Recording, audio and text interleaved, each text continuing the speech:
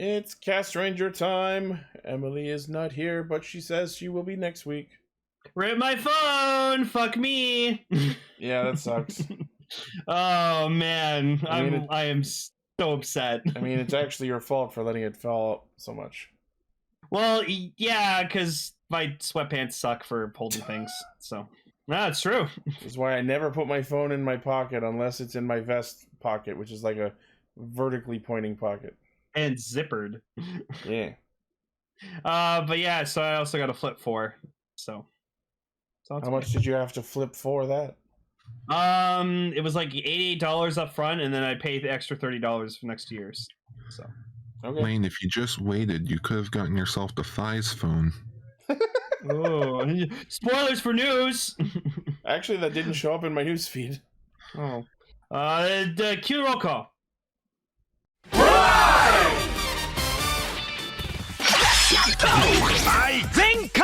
Connect. Loading. Broadcast. Perfect. Show running super savant. Level up. Bluecaster super Ichi. Loud and online. Greycaster, Robolane. Researcher of the Tokuverse, Ultracaster, Gar. Casting, criticism, comedy, chaos. Radio Sentai Castranger. On air. Welcome to Radio Sentai Castranger, episode 414. Complete. Episode Motham. Where's the picture? Jerry, where's the picture? Picture! Blaze isn't here! Oh my god, we need the picture. I don't know what a Motham is. That's a There it is. Motham. I knew, but I wanted someone to post it. That's not Motham. That's not Mothra. Ugly ass. Well, you don't have to Whoa. like it. I think Motham's cute. I've seen worse. I wouldn't mind seeing it as like a Batra color. It's got Geats' fox ears on it. Wait a minute, no, that's Scorn Buddy's ears.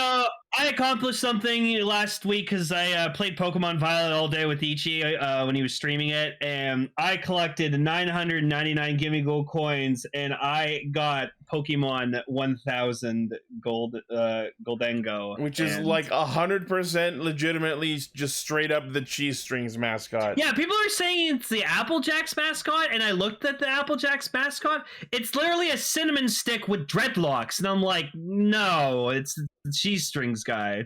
It even has a fucking surfboard when it moves around, just like the Cheese Strings mascot.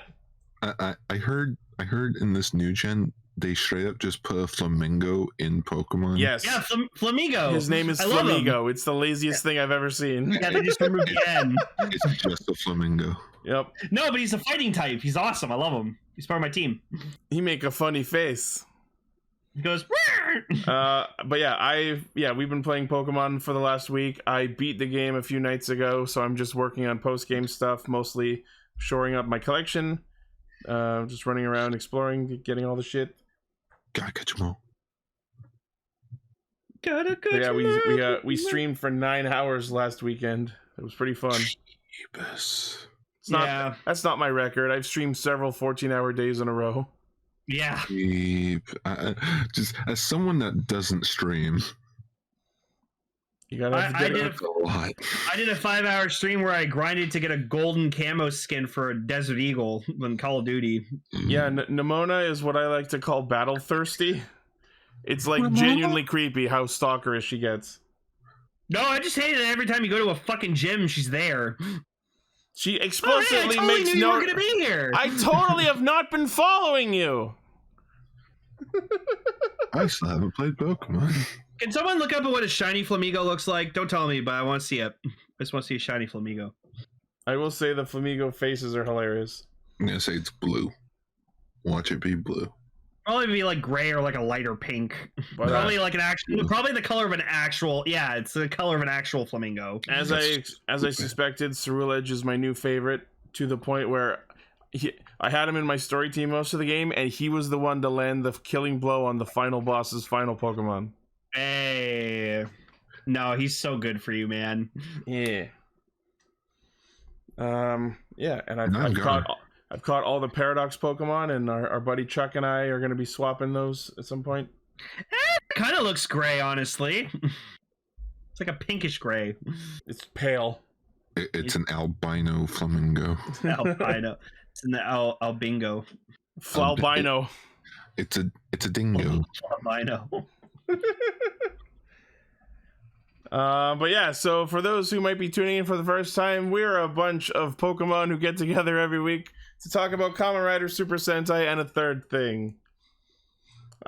We had a plan for the feature topic for this week's episode, but due to what will be our first news story, which I'm sure everyone's very aware of by this point, we've decided to forgo that, and we will be having a special discussion. But we'll talk about that in a little bit. Aside from that, we are talking about episode 11 of Kamen Rider Geats and episode 37 of Donbrothers. Yeah. Yep. Yeah. All right, so let us waste no time and get into our first news story, which is some very unfortunate news. Oh. So Jason David Frank, aka Tommy Oliver of Power Rangers fame, has passed away at the age of 49, and most bone-chillingly, apparently this was a suicide. Yeah. I don't know how much detail has been made public about the reason. The short answer: marriage. Yeah. Okay. He survived by his 4 children. Mm-hmm. One more, and he could have had a full Power Rangers team. He was trying to make his own Sentai. But it just, yeah, like I remember like the night before, like I saw people on Twitter talking about it, and like no one was sure if it was true, and then like that morning we were scrambling for confirmation. So many people were sure it was a hoax, but it was confirmed by TMZ. So, and there was a lot of other Power Ranger actors posting about it. Even his own personal trainer was the first sign of, oh, this might be real. Yeah, but just like, fuck. Like, I don't put a lot of thought and stock into the concept of like celebrity worship or like childhood heroes or anything like that, but thinking about it, if I had to pick someone I would consider my first childhood hero, it would be him. Like, it's also like he's the Power Ranger. Like, when you think of Power Ranger, you think of Tommy. Mm-hmm. See, yeah. A lot of people have a lot of different opinions about him, his character, his actor, but regardless of what side of the fandom you're on, this is a colossal hit to the tokusatsu community. All sides of it. Also, just because it's in time for the fucking 30th anniversary of the franchise, so like, fuck, man. Even the actor who played Dragon Ranger like made a video commenting about it. Oh, that fucking destroyed me. I was like, even Barai's fucking acknowledging how great he was. I was like, Jesus Christ. But from what I've seen, the project that he was working on, the White Dragon movie, apparently that is currently in post-production. So we might get to actually see that. Ooh. I feel like we should talk about it. Oh, don't even get me started with that video. I couldn't watch it. It was so sad. I haven't seen it, but just from that thumbnail alone, I can tell. I don't know. It's don't know if I can sad, it. Man. Oh, so fuck. sad. And then even Austin St. John made like a nice message. Like he's like we didn't always see eye to eye on everything, but like that's just unfair. Yeah. So. This hurts really bad. Mm-hmm. So for our discussion, we'll basically be like talking about how he, like, what we thought of him, how he impacted our lives and stuff like that. So. And our favorite episodes of his and such. Mm-hmm. I got to meet him. Did you? Lucky. Yeah. I never did. Back in 2013 for the 20th anniversary. That's cool. Yeah. Or, like at a con or what? Yeah, at a con. What's his name? I'll talk about that more at the end. All right. But just seeing that photo, it's just, oh, that's nice. Baby Gar. Oh man, that just hits. not to make this episode too much of a downer, but another unfortunate passing in the news this past week. Voice actor Mitsuaki Madono, or no, that's the one who revealed it. Kiyoyuki Yanada passed away at the age of 57. Outside of tokusatsu, he's known as Akagi in Slam Dunk, Megatron in Transformers Armada, Andromon in Digimon, Jotaro Kujo, Richter Belmont, and Mike Hager.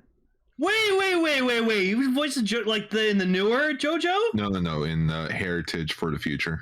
Oh, in the OVA. Yeah, in the OVA. Okay. Oh, and then in tokusatsu, he was L of the Water in Agito, Tao Zant in Hurricaneger, the Spider Undead in Blade, and Yogo Stein from Goanger.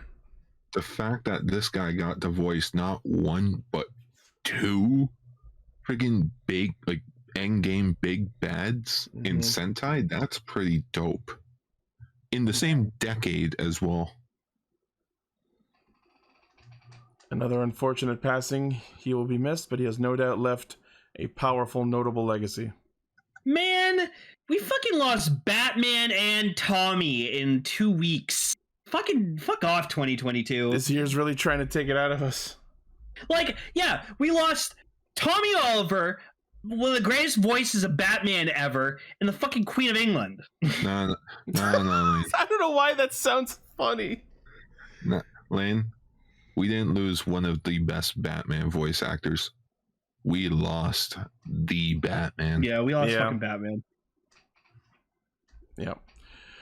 All right, well, let's move on to some less depressing stories. First off, we have some magazine scans for Kamen Rider Geats, and we have first off the reveal of the Command Twin Buckles. I want it. Yeah, so this is so dope. It looks like this is a set of 2 buckles, one orange, one blue. The orange one is for the jet power, and the blue one is for the cannon power. And it looks like Geats and Tycoon share these in some capacity. Are we sure Tycoon's not the secondary rider? Yeah, no, Tycoon's the fucking protagonist, man. But yeah, these are some pretty bulky forms. I looked at the one with the cannon on top, and I'm like, Magnet States? Yes, Kayaks, I want it so much I asked Ichi to get it for me for Christmas. Yeah, so I bought him the set that has the buckles, the sword, and the Tycoon ID core. Yeah, I don't even really care about the sword, but like, hey, if it comes to the package, probably the voice from it will be super cool. So apparently these forms are called raising forms. Puts a different visor on top of their helmet. The weapon is called the raising sword. Setting both command twin buckles will command form. Okay, so individually the command buckles give raising form, but when you use both of them, it's command form, which is cannon mode and jet mode by switching with revolve. Revolve on. So yeah, these are bulky. These are our early mid-season heavy as fuck power-up forms. I need to see Gracier wearing this stuff. I need to see him wearing this. That's my rider. I'm just curious why Tycoon's helmet changes so much. I think it's just like because like he's the more important rider, so like I just think it like maybe it resonates more with him or something. I don't know. Maybe he'll probably be the one using it more. Imagine if they did this in Kabuto. Like imagine there was like a form that like Kabuto and Gatak shared. That would have been cool. It's called Hyper. No, but you know what I mean. Like they had, like it was the same kind of like form, but like had like a spin on both of them. So sure. All right, and in the same article, we have a look at the upcoming next rider in the show, Kamen Rider Glare. Or Clear, people are saying. It's either Glare or Clear. Totally not Time Fire. Yeah, totally not. Yeah, the fandom's pretty on the consensus that this is Neon's dad, and the two like side soldier looking riders that are in the corner of this ad are the 2 bodyguards, and I'm absolutely on board with that. Yeah, apparently the 2 bodyguards' names are Ben and John. Oh, all right. I was hoping in Ben and Jerry. No, in the opening credits, they are listed credited as Ben and John. Credited as Ben and John. Yeah, thank you. Credited. That was the word I was looking for. I'm stupid. Do we know which one's which? I think John is Tom Constantine and Ben's the other guy. So he's John. So he's John Constantine. He's John Constantine. Oh my god, that's an actual character. Like it's clearly the dad because it's the same color scheme. And he's doing like the same kind of like pose he does. Also, the helmet just gives me Sin Spectre vibes. But no, people are saying it might be the bodyguards, but it's also saying because if you look on his shoulders, they look like the same helmets the two like minion riders. I also got that impression. People are saying he has like mind control, so he can like they just like pop off and put on the helmets. Yeah. Well, because if you think about it, because like the minion riders, they have desire drivers on. So what it? Okay, so I like that idea actually. What if like he forces people to look at the eye in the driver and that like hypnotizes them? They're just gaze attacks from FF14. That's a mechanic in the game. If you look at the eye, you take damage or get hypnotized or something. We were talking about who should voice the belt because like I saw his belt and I'm like please don't sound cool because I don't want to have to buy it. But we were talking about like voices and like one of the guys suggested the Mega Loader's voice. Oh, that would be awesome. That'd be sick. He previously voiced an eye-themed driver, so it would be super on brand. I just remember like looking up the credits for his voice actor, like for that voice actor, and I was like, he voiced Gray in Mega Man ZX Advent. Cool. That was weird voice credit. Yeah. The real question is the driver actually gonna have like some like LCD like color effects with the eye, or is the eye just gonna be a fucking sticker? Well, apparently his gimmick is like he uses like game cards. It does look like a card holder on the right or on the side. I think he uses cards. This screams premium Bandai. Of course it's going to be premium Bandai. If he is using cards, I'm predicting he like holds them in front of the eye and it like looks at the card and then activates like, the power up. Yeah, it like scans it. It's like infrared or something. It's NFC. No, it's a shopping cart. Boop, boop. Yeah, NFC. Yo, barcode? There's a kitty in there. Barcode bill? Yeah. So apparently there's mention that he's attacking the participants of the Desire Grand Prix, so...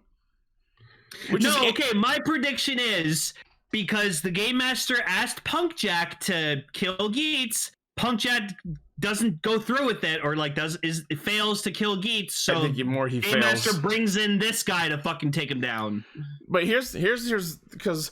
Okay, so we're going under the theory that this is Neon's dad. We also know that Neon's dad is supportive of Neon being in the DGP, as we see in this week's episode. Yeah. So then what is if he wants Neon to be in the DGP, why is he then attacking the DGP? Maybe he's not going to go after Neon.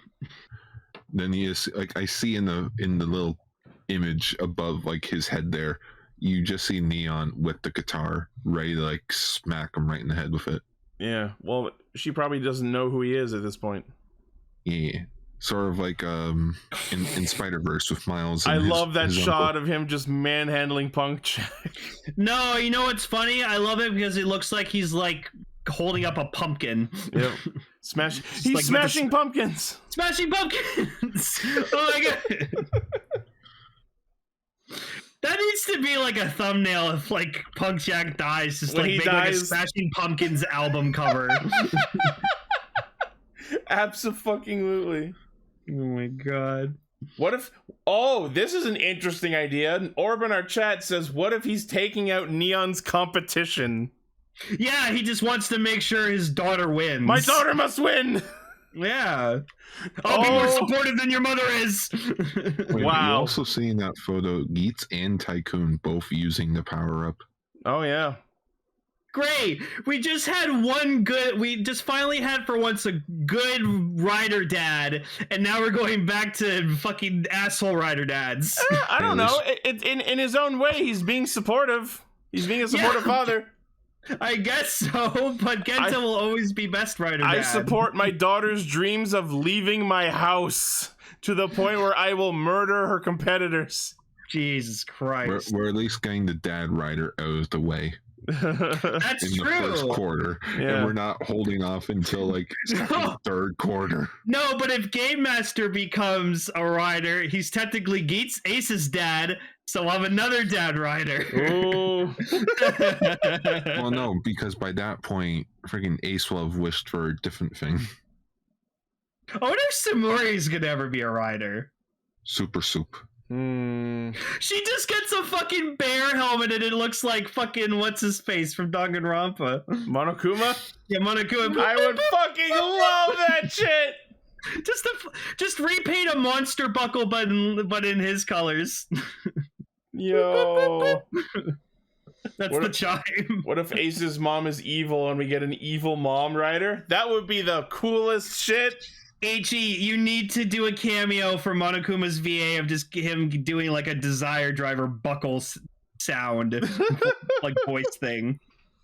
Maybe. Great. Monokuma! Boop, boop, boop. That would be great. So yes. Someone make that. Someone make a like a Samori rider, but like Monokuma. A lot of fun theories flying around, and based on the way these scans work, we'll probably be seeing this guy in the show in the next week or two. Command is badass. I cannot fucking wait for it. And someone repainted it to look like Fies. I saw that. Which, I think- you know what? Yeah, for next year being Fies' 20th anniversary, I could see them be like, here's our tribute to Fies. Oh yeah, someone already repainted it to look like Fies. Someone did a Time Fire edit That's too. what Guard just said. No, but I'm just saying like they have pictures. Yeah. Yeah. Get me I know what pictures I of said. Spider-Man, but we're a poetry company. They get me poems about Spider-Man. I want haikus about Spider-Man. All right, next on the news docket. Speaking of Tycoon's ID core, they finally fucking announced it, and surprise to no one, it's a campaign item. This is the ultimate monkey spa. They did the same thing they did with Zangetsu's faceplate. Oh shit, you're right. I remember because I bought it. I could have sworn one of the shift cars was also like a premium thing or something Probably. like that. There's so fucking many of them. Okay, so to get the Tycoon Rider ID core, you need to purchase either the DX Desire Driver or the Command Twin Buckle and Raising Sword set. As of December 3rd, that will be available, and that's when this campaign will start. And it's a first come, first served basis. Yep. I mean, I don't have a Desire Driver. That's because you don't desire it enough. But Tycoon's sort of my favorite. Well then, Well then, this is your chance to get one. starting on December 3rd, buy a Desire Driver. I will. I'll find someone that has it, or I'll just wait for Kotetsu to be like, "Hey, everyone, this is Taka," and just be like, "Here." It's just like, "Kamen Rider Tycoon ID code." I am terribly smart. Well, yeah, that's how he talks when he speaks English. He's doing his best. I can't help it. But just... That is awesome! That's badass. You even put the despair eye. That's perfect. That's awesome. Oh my god. Someone needs to make that into an Kamen ID Rider core. Despair. Kamen Rider Despair. That's exactly No, the name. Kamen of Rider Despair. Oh, you made it a long time for multi? That's so nice. cool. That's why you pulled it up so quick. Despair. Yep. All right. So yeah, that's cool. If you want the Tycoon core now, or rather soon, is your chance. Well, I'm getting it because shit. she's getting me the fan set. So Yes. All right. I'm an idiot. What? What? I just realized in the episode when he's scratching the lotto ticket, it's a Tanuki. Yup. Yeah, and the kid also had a Tanuki on his phone. Tycoon's a fucking Tanuki. Yeah. Yes? Donikai. What? I just, it's just one of those things where it just, oh. Yeah, that's the We're joke. 11 episodes in and you didn't realize Tycoon was a Tanuki? No, I didn't. Dude, the first thing he orders in the first episode is Tanuki soba. I just thought he was into, I don't know. Anyways, how about we pretend I'm not an idiot and talk about the DX Jyamāto buckle? Oh my fucking god. I have already pre-ordered the fuck out of this. Of course you did. Jyamato. I'm surprised you didn't get 2 of them. You can be double Jyamāto. No. I think it only works in the one side. Why would it do that? The buckles are designed to go in both sides. Well, because, and or you could revolve it. Because in the photos, it doesn't show that you can revolve it. It's okay, because Keizo will fucking get 2 of them, and he'll do a video showing up both of them. He did that with the Fever Slot buckle. So yes, they've promoted the Jyamato buckle. Interesting that it's called the Jyamato buckle and not the Jyamato raise buckle, you know? Well, because, like, think about it. Like, it's them copying the riders, so you just saw them pick up, like, a belt with the core damaged, and it just says the buckle. Yeah. So. And also, I guess we can take this as pretty much confirmation that Jyamato is spelled with the Y. I was kind of iffy on that till now. It comes with like a broken blank ID core. It looks like dirt. I'll get more into it when we talk they're about grown. I'll get more into it about the Jyamato riders when we talk about the episode, but like I am fucking so down to get this thing. So yes, if you want the Jyamato buckle and the ID core, it is Premium Bandai Web exclusive, 42.90 yen, March release. Long after they're probably dead and gone. You know what? I think it's just more of a supply and demand thing. We see how many people pre-order it, and then it's like we actually gotta run it through production. Yeah. No, but hey, man, like Gaim was super popular, but for each lock seed, they were, it was one production run, and you never saw them again. So I'm still waiting for a CSM Genesis driver. Where the hell's that? So maybe down the road. Fairly right now, Toe Collectibles is doing this big CSM Sengoku set, like all the stuff for like $300. That sounds too fishy. No, it's an actual like deal. They have like everything. Also, I apologize in advance. My cat is very hungry for attention. All right. Are we all? Yeah. Isn't that just what a streamer is? Just hungry for attention. Hungry for attention. We all just want friends. All right, moving on. Next news story, also in the Geats line. Basically a bunch of gimmick series figures, but they're selling it all together as a pack, which comes with 2 entry raised bodies, a bunch of rider helmets, including Shiro, Depan, Ginpen, Mary, Letter, Kalo, and Buffa. Interesting that they have the broken horn version of Buffa. And then a bunch of armed raised buckles, and even the like wheel that happens when the revolve happens. Yeah, that thing you hate. Yeah. I know what to get you for your birthday. Oh boy. I think this is really cool. Yeah. Because like to be fair, I feel like the gimmick change figure line has been very poor the last few years. Mm-hmm. Like 01, I can't really remember it, but it was like, here's 01, here's like a few of them. Okay, bye. And then Saber, there was none because it was just the Rider Kick figure line. Mm-hmm. Revice, it was literally just Revi and Vice. They didn't do any other riders. So Geats is finally like, here you go. Here's all of them. Because of how modular the rider system is. And I personally like that. And it's just like, they're not going to waste their time and be like, oh, here's set 2, here's set 3. No, here's a premium Bandai set. Here's 22 things in one set. And I feel like there's going to be another set. Probably. With more. This doesn't include all the weapons. There's arrow, water, shield, claw, propeller, and drill, but like there's no like hammer and chain array. So I feel like there's going to be another set with more helmet variants. Yes. Why premium Bandai, Decker? Because Bandai wants more money. It's why premium Bandai, because they know it's the only way that they're going to make their money off of this. This is for like the hardcore people that want a fully posable Kamen Rider Japan figure. For all of the shit it comes with, the price of 5,500 yen is pretty good. And it's releasing in March. Yeah, $50.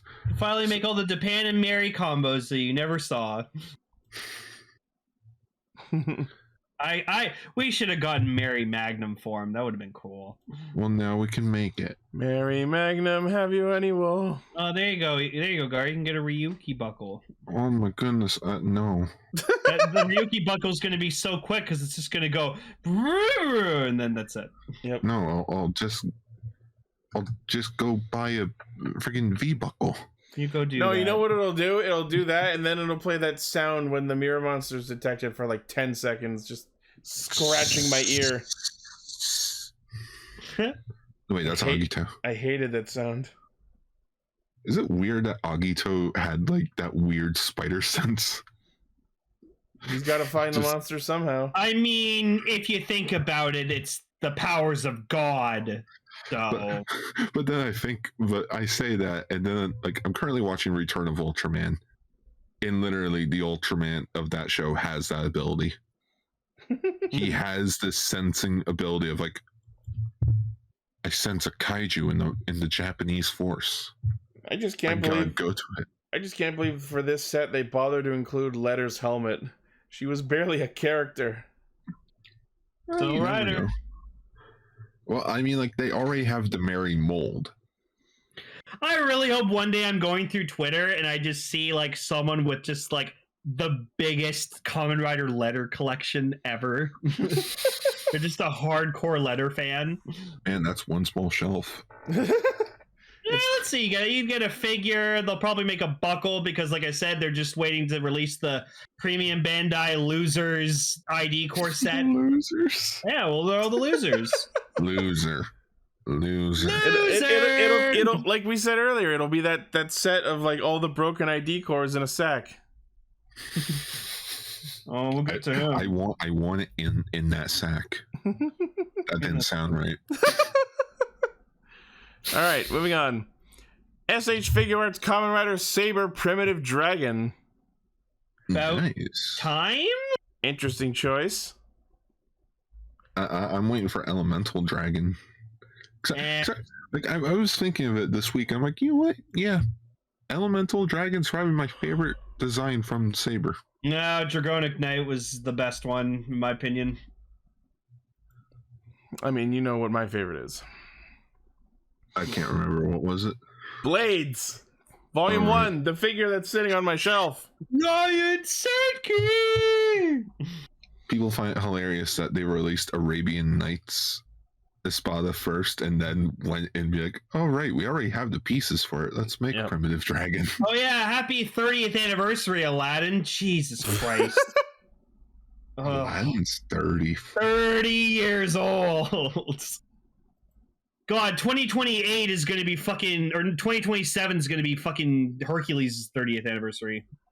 Are you excited for that Disney No. None of that. Live action Aladdin movie. All right, so the Primitive Dragon figure, 150 millimeters tall, comes with the Rekka. The cloak on the right waist uses soft parts, allowing for a variety of movement. Ooh. Premium Bandai web exclusive, 85.80 yen, March release. That pricing is primitive. Next, I mean, it's got a good standby chime. Next, we have the announcement of the Revis True Rex Vice Stamp, the one from the final stage event. Ooh. It's basically what if the Thundergale form used Revi and Vice's Rex form colors. Yeah, no, it's badass. Looks great. Yeah. Now this is the true Kamen Rider Revice. That's why it's True Rex. 11,880 yen. Oh yeah, because it's a Blu-ray of the final stage and the cast talk show, which comes with the stamp. You bastards. Yep. Apparently the name of that form is Kamen Rider Revice Shin. Because it's the new Revice. Yeah, or it's less new and more true. Or God. Words can have multiple meanings. What does Shin mean? Yes. It means whatever you want it. Oh wait a minute. No, we'll release it over here and we'll call it Kamen Rider Revice Resurgence. Kamen Rider Revice, the prologue. I wouldn't mind us watching this just to see what it's like. Yeah.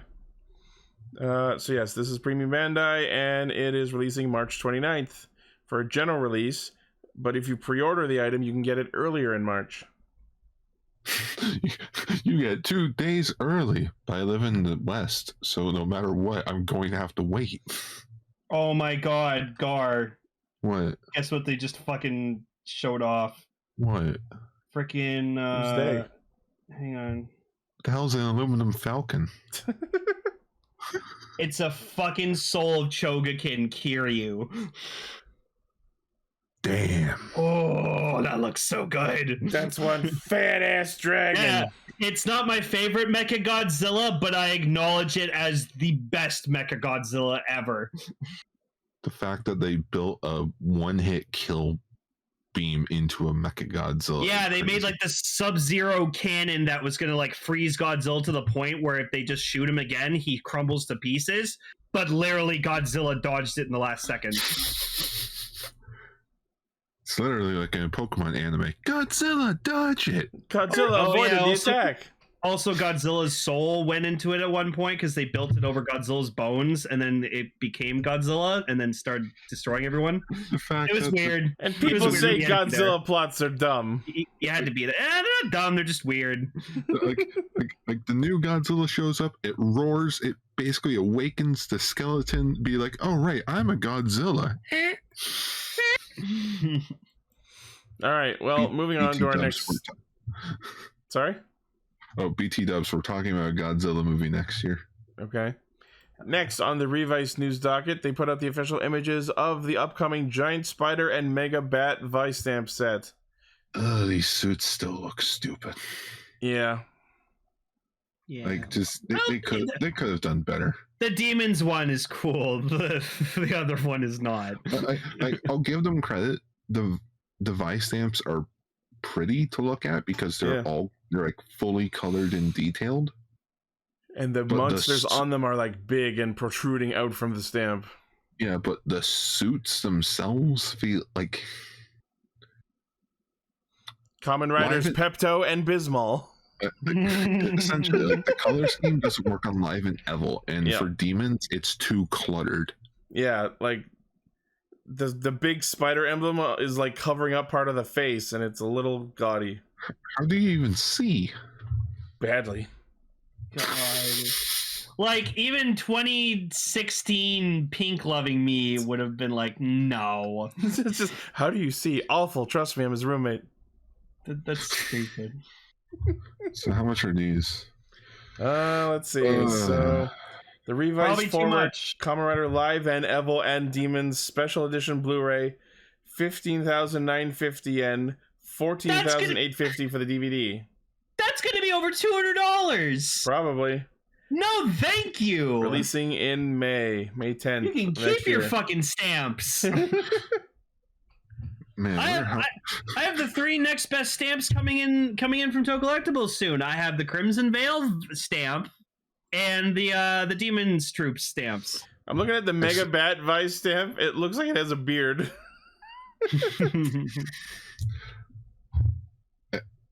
I still need to find a which one was Deno? The Mammoth.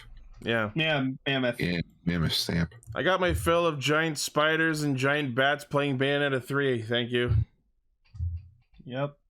If I want to see a giant spider, I'll just go play any Legend of Zelda game. True. Or Skyrim. Or any video game. Or anything. Any video game. You know what? Maybe Stanley's chief editor was right. Spiders are scary. Yep. All right. Can't sell a comic with spiders on it. Next in the news docket, we have some Gavan updates. This is Chogokin, Space Chef Gavan, and Cybarian, the vehicle. It looks good. I love how the vehicle, like, I know it's probably not, but it looks to me like it was based off of Lightning Cruiser from Turbo. I think Lightning Cruiser was probably based on it. Probably. Definitely. Oh, man. Released to commemorate Gavan's 40th anniversary, features Gavan and his sidecar Cybarian. Comes with the laser blade in 3 different modes: normal mode, activation mode, and the Gavan dynamic special move effect. Wait. So he can do his laser Z beam move. Laser blade. Oh, sweet. He comes with a different helmet. Perfect. Because like when he lights up his blade, the eyes on the in the visor sick. light up.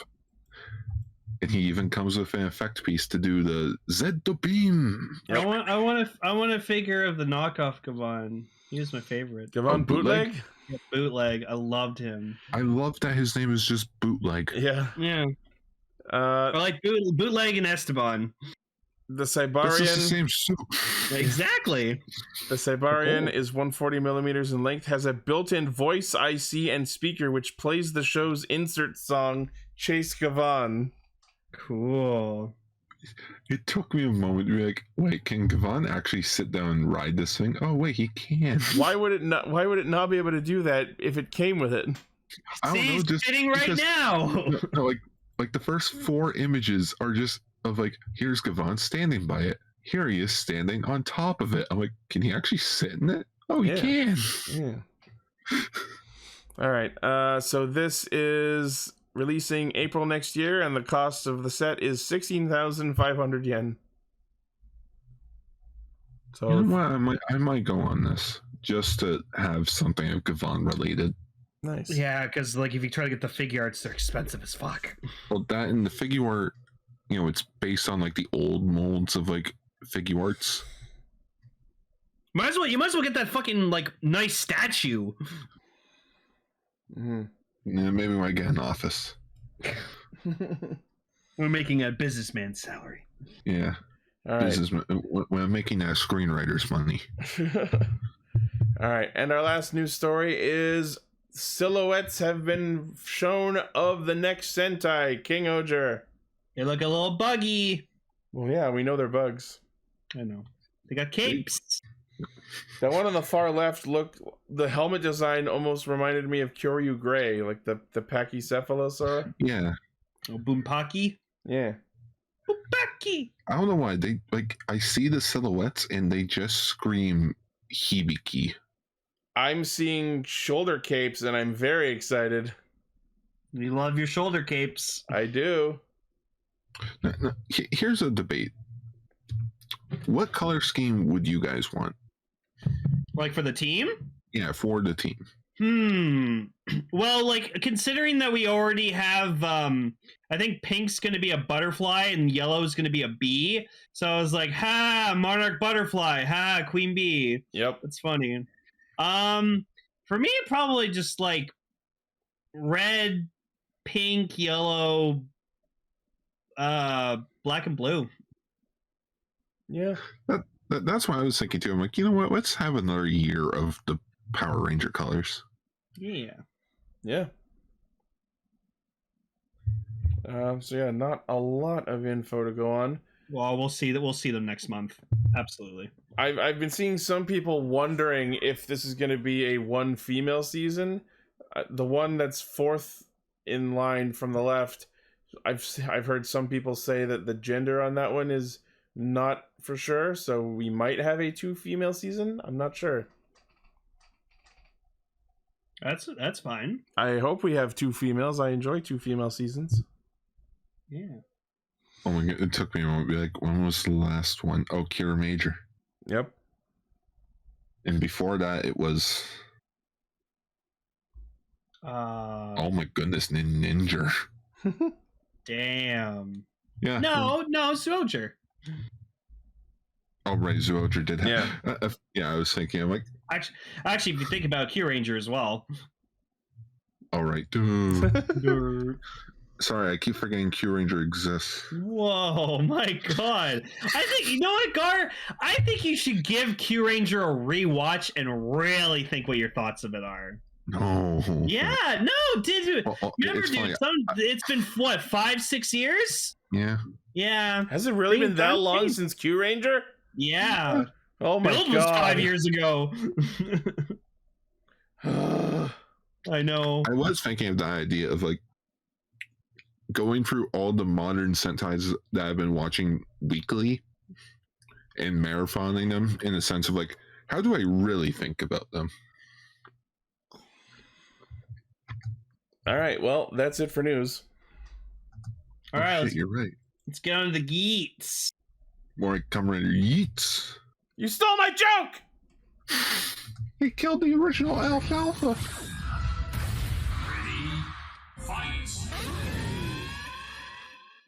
So I love that it opens with, do you really hate me that much? Yes!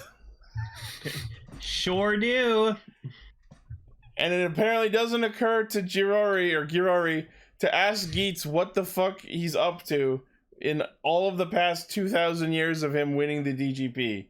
Only now does Girori decide, maybe he's acting a little suspicious. I should investigate.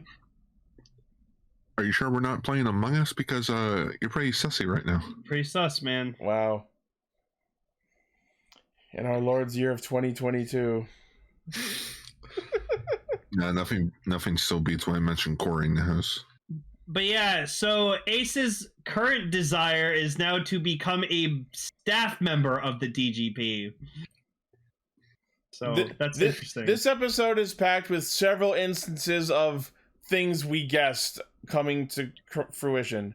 The major two revelations were, yes, Geats is in fact gaming the system question by question because he is not able to just directly ask, can I have my mom, please? So he's just winning game after game, getting closer and closer to the DGP until he can figure out how to get what he wants. We were absolutely correct on that. And the other thing we were correct on was the fact that losing the DGP but surviving not only erases your memories, but also rids you of the desire that you wished upon. Yep. So that's right. Props to the Castranger community for guessing that one correctly as well. Yeah, so then people came to the realization, so if Gimpen didn't die and instead lost, he would have lost the desire to wanting to cure his son. He would have unplugged his fucking son. What, honey, it's pointless. Good thing he died then, I guess. That's really fucked up. Yeah, so now that makes sense as to why probably Ace paid for his surgery. Oh, and that's interesting. Yeah, and Japan wouldn't have wanted to commit genocide. I mean, yeah, he lost. No, so he retired. He didn't die. He retired. Yeah. So yeah, he lost his wanting. So maybe he's a nice guy now. Yeah, now he's just a nice, friendly basketball player again. No, it just pulled a 180. He's just a bigger asshole. Oh, Bigger God. asshole. I want to destroy the universe. No, not that. He doesn't even go to school. He just sits in his room all day. He's a fucking hikikomori now. Yeah. Just has a basketball net hanging from his door. He just throws paper balls on it in it. And he keeps missing. So anyway, His mom keeps telling him to go to school. we catch up with Kayla, who is, instead of pursuing a job or trying to obtain world peace, now he's scratching lotto tickets and not applying for jobs. How did Kayla predict what I was doing like a month ago? And yes, Orb, that probably means Mary left his criminal ways behind as well. Yeah.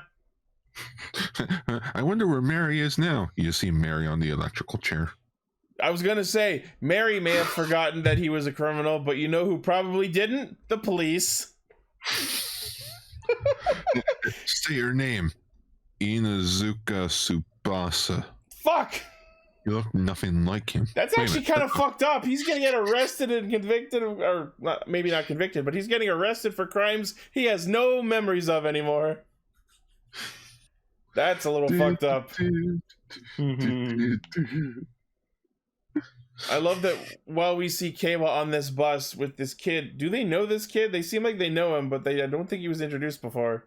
No, it's just a kid. It's a kid. Just some kid on the bus, and he's playing this like gotcha game and rolling terribly, and of course he gets a tanuki as this common. Oh. And then the bus falls down a fucking sinkhole out of nowhere. Oh, it must be a Tuesday in Japan. Yeah. Just look at this.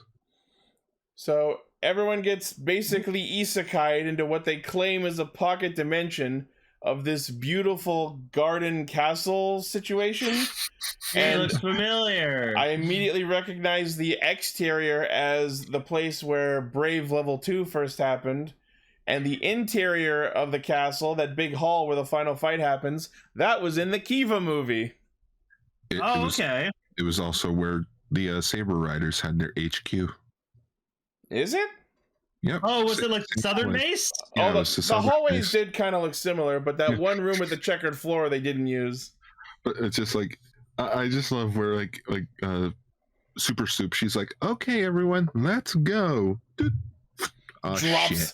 She has a legit Looney Tunes moment.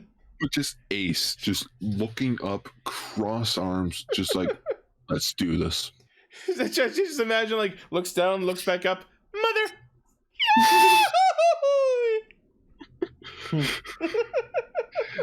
No man, you just gotta play the remember the Pokemon short where they're all falling down that giant tree? Somehow the old man didn't shatter his fucking back. Gaming logic. Okay. It's game logic. No fall damage. Ow. Yeah, no fall damage because it was a transition to the next game. Yeah. So the game this round is escape the labyrinth with the prisoners you're escorting. It's a fucking escort mission. I'm like, Yep. it's like you made that up on the spot, didn't you? Yes. And all right, you take him. You take her. Perfect. Wait, who am I left with? Hey there, honey. Let's go search this building together. Ah, shit. Yep, so Marie gets paired up with Johnny Bravo. I mean, Win. I just like when I like when Ace. I like when like they're announcing who they're getting paired with, and Ace just looks down at like the kid beside him and just smiles like, "Hi, hi, how are you?" Yeah. I like you in Kamen Rider Geats. You're not supposed to know about it. I like the part where they were Kamen Rider Geats the whole time. Could you imagine being a kid actor on this show? Be like, oh man, I can't wait to see them transform, and you just see like where all the suit actors are. It's like, oh, you're gonna shatter this kid's hopes Magic and is dreams. gone. I wonder if that's how what's his face from Q Ranger felt. Oh, Pokemon Sky Blue? Yeah, Yeah. Sky. Probably at some point. I think he was like 11 or 12ish. I think he understood. He's old enough to know what's up. I always remember he played the kid version of Chihiro in Amazons. Remember when he killed his mother and ate her? Oh god. Oh, that's cool. According to Decker, the guy that Buffa was teamed up with was one of the members from Ultraman Cosmos. Oh, Cool. Nice. that's cool. By the way, Ultraman Cosmos now out on Mill Creek. Yep. Totally worth it. So I like Neon though. It's just like, why don't you just wish for your mom back? I tried. tried. It doesn't work. And I like that they actually visually show him be like, I want to see yes, my mom. I'm so and glad the we. cards it's like, nope. No, we finally are dealing with this question because I've been asking this the second we heard about his mom. I'm like, so why didn't you just wish to get her back? I can't bring mothers back from the dead. It's not, It's a not pretty picture. I did it! So clearly, her memory being erased from his memories of her being erased from him is some sort of thing they need to maintain, and we'll probably find out why at some point. Yep. The Game Master's his dad. Calling it now. That would be No. hilarious, considering currently they are his No. family. Father, daughter, he gets up and just smashes through it. His mother is the DGP. We created the DGP so I wouldn't have to have him as my Oni-chan. Oh my goodness. So I just gotta say this on a production side of just this show. Holy shit, was this episode so well done. Oh yeah, that circular Yep. shot of them all henching, really good. Like the circular shot, all the freaking transitions where it's like, here's the black hole, and then it cuts to Neon's freaking luggage. It's like, oh. I'm like, who did this? Who did this? Teraraki Sugihara. I'm like, I fucking knew it. What's he done? The 01 premiere. Oh, The That Lupin was Pat good. premiere. That explains the Whoa. fever boost Hisatsu attack. Best known for, or not best known, but he also did episodes 3 and 4 of Geats. so can we talk about now probably the most interesting character right now in this show, which is the Jyamato farmer? Well, we'll get to him in a sec, but first we need to talk about the Jyamato riders. Oh my god. I fucking love these things. They're so cool. It's like I'm- if putties became Power Rangers. My wait, that first did happen. instinct is to look at them and go, wait, the buckle's in the leg slot. Why is the armor on top? But I guess the obvious answer is, ooh, it's a subversion of the technology, so it functions backwards. Yep. It's like even the players are confused, and like even no, the game master's confused. He's like, "The fuck is going on?" I He didn't call- order this. He called the tech support, be like, "The fuck." But I like that they were kind of like they explain that they're always constantly evolving. So like Which they we've seen heard them all which we've seen- Henshin, and so yeah. you see a bunch of Jyamato like pick up belts and they just go Henshin. It's like, what? And there is precedent for the Jyamato evolving as weirdly as they are, because you think about the Kick the Can boss, it was evolving in ways they didn't see. But Yeah. the most important and under discussed part of this episode, and yes, this relates to the gardener we're about to talk about, is this confirms something we've kind of suspected all along. The DGP are in fact responsible for the Jyamato. Yep. They're behind them.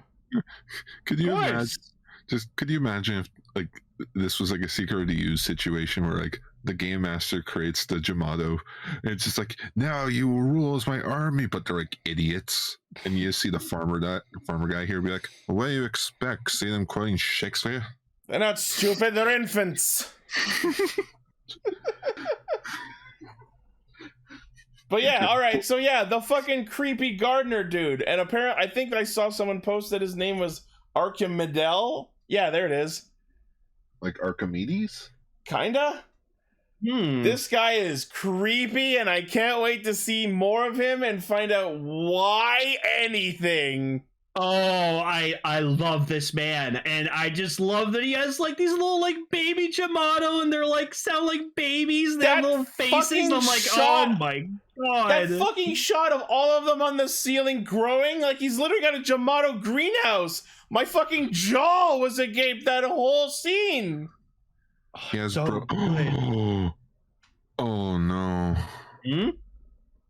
What if the broken ID cores have the souls of the people that die in the game, and they're coming back as Jyamato? Oh, Hold on. Jyamato are just Was it- all dead contestants. Was it Yeah, just the that dead ones, or was it also the failed ones? No, just because of like all the dead ones are cracked. Yeah, dead ones are cracked. No, but isn't that depends there at the bottom? Yeah, so it's like it's He didn't the die ones though. from He the failed. previous game, or no, it's the new game. No, I think that's Shiro's. No, Shiro's is cyan. But anyways, but just like that would explain why there are so many Jyamato. It's like, because think of it, how many people are playing the DGP every round?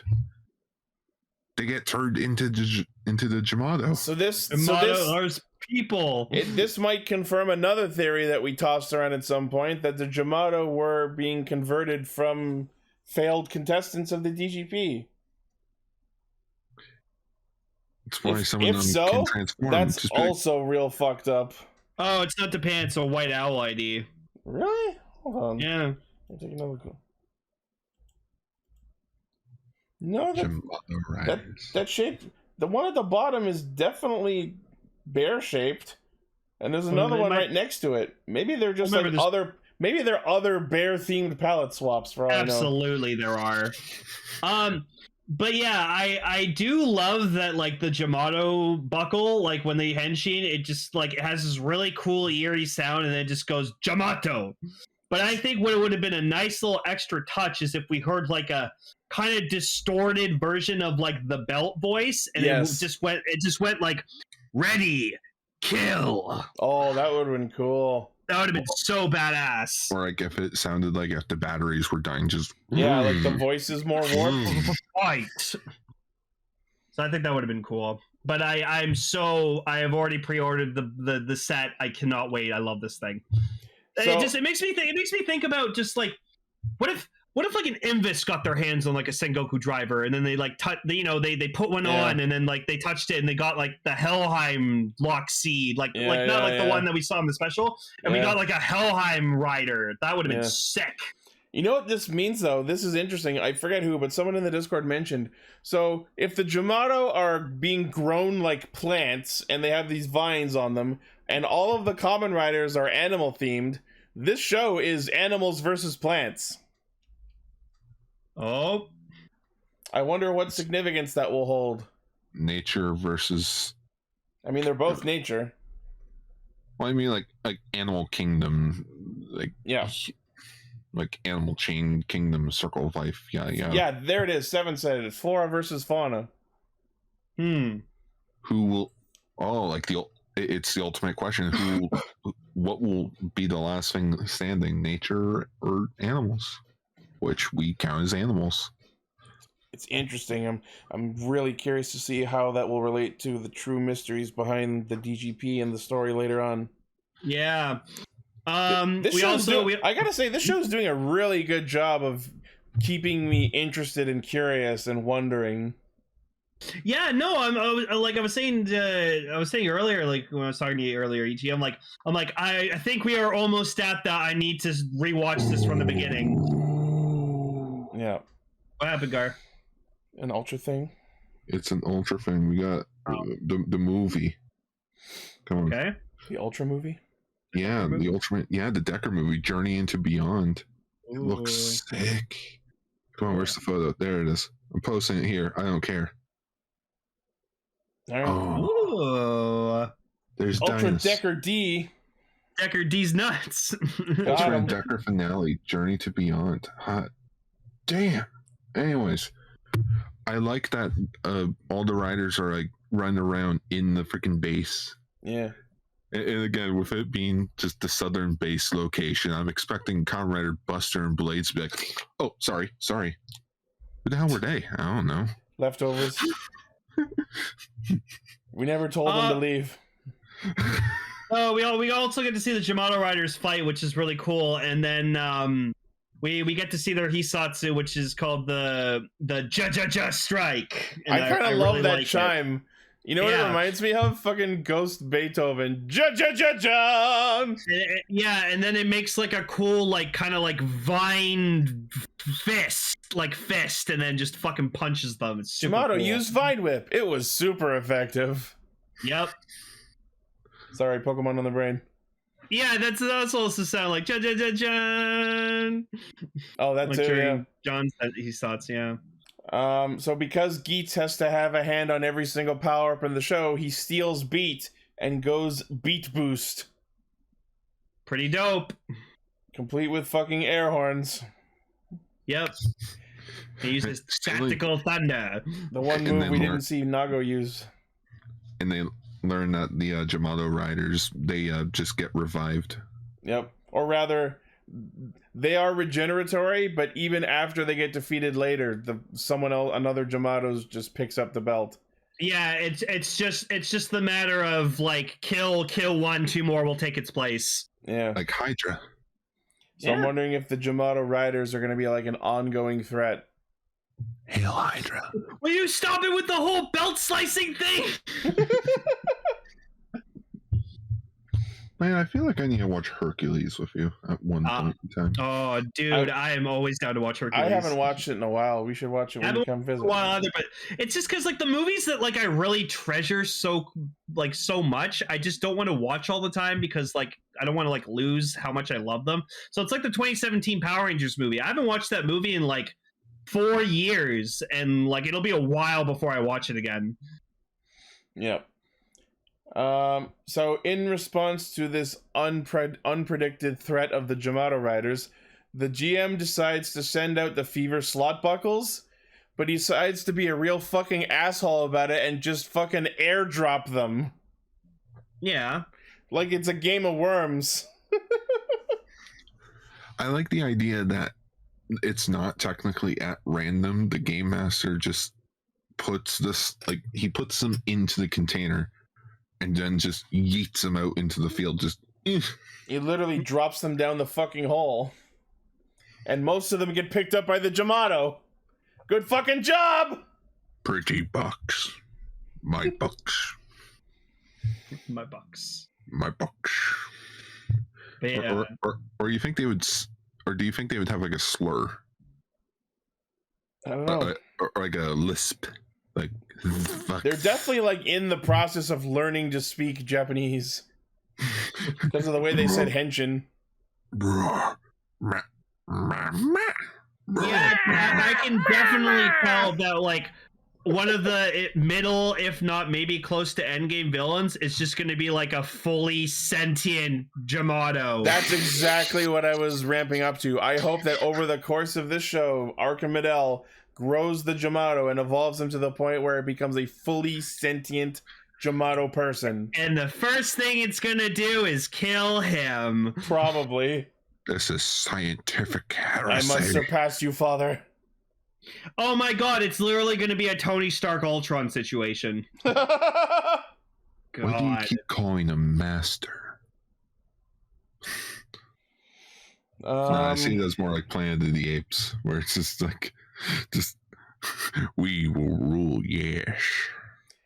I gotta say, Win is being a real fucking dickbag because he goes around rearranging the patterns on the ciphers that they need to unlock the door.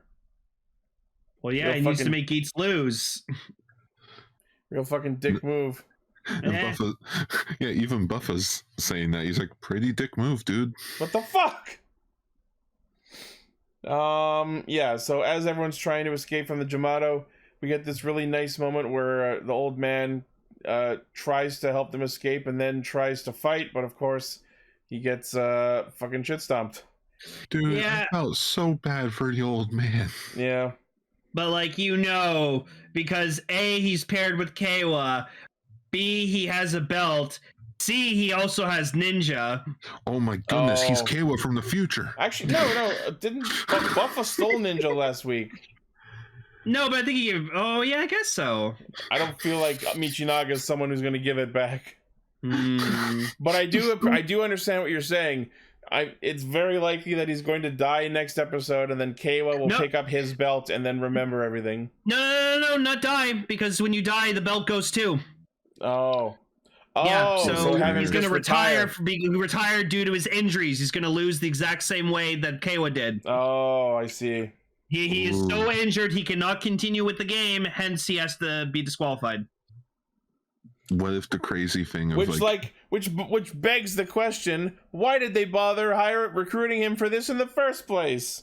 Supposedly, the GM has strict recruitment criteria, and it's not very clear. hey, what's that over there? Just like, hey, what's that? So, Game Master, why did you recruit this crippled old man? I thought it'd be funny. No.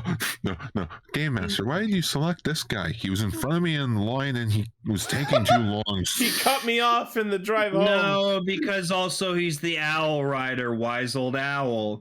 Sure, but he didn't have to be that old. The Game Master was being funny. Just sometimes the Game Master could just be like, why did you select that guy? He cut me off while driving. Motherfucker. You gotta wonder if there is some sort of like theme or like reason behind each individual pick, because like they're absolutely not 80% consistent. of them are just pity. They're absolutely not consistent. This woman he picked as like the goat themed rider, she definitely was not the goat. GOAT. Yeah, just why'd you pick her? She was annoying me.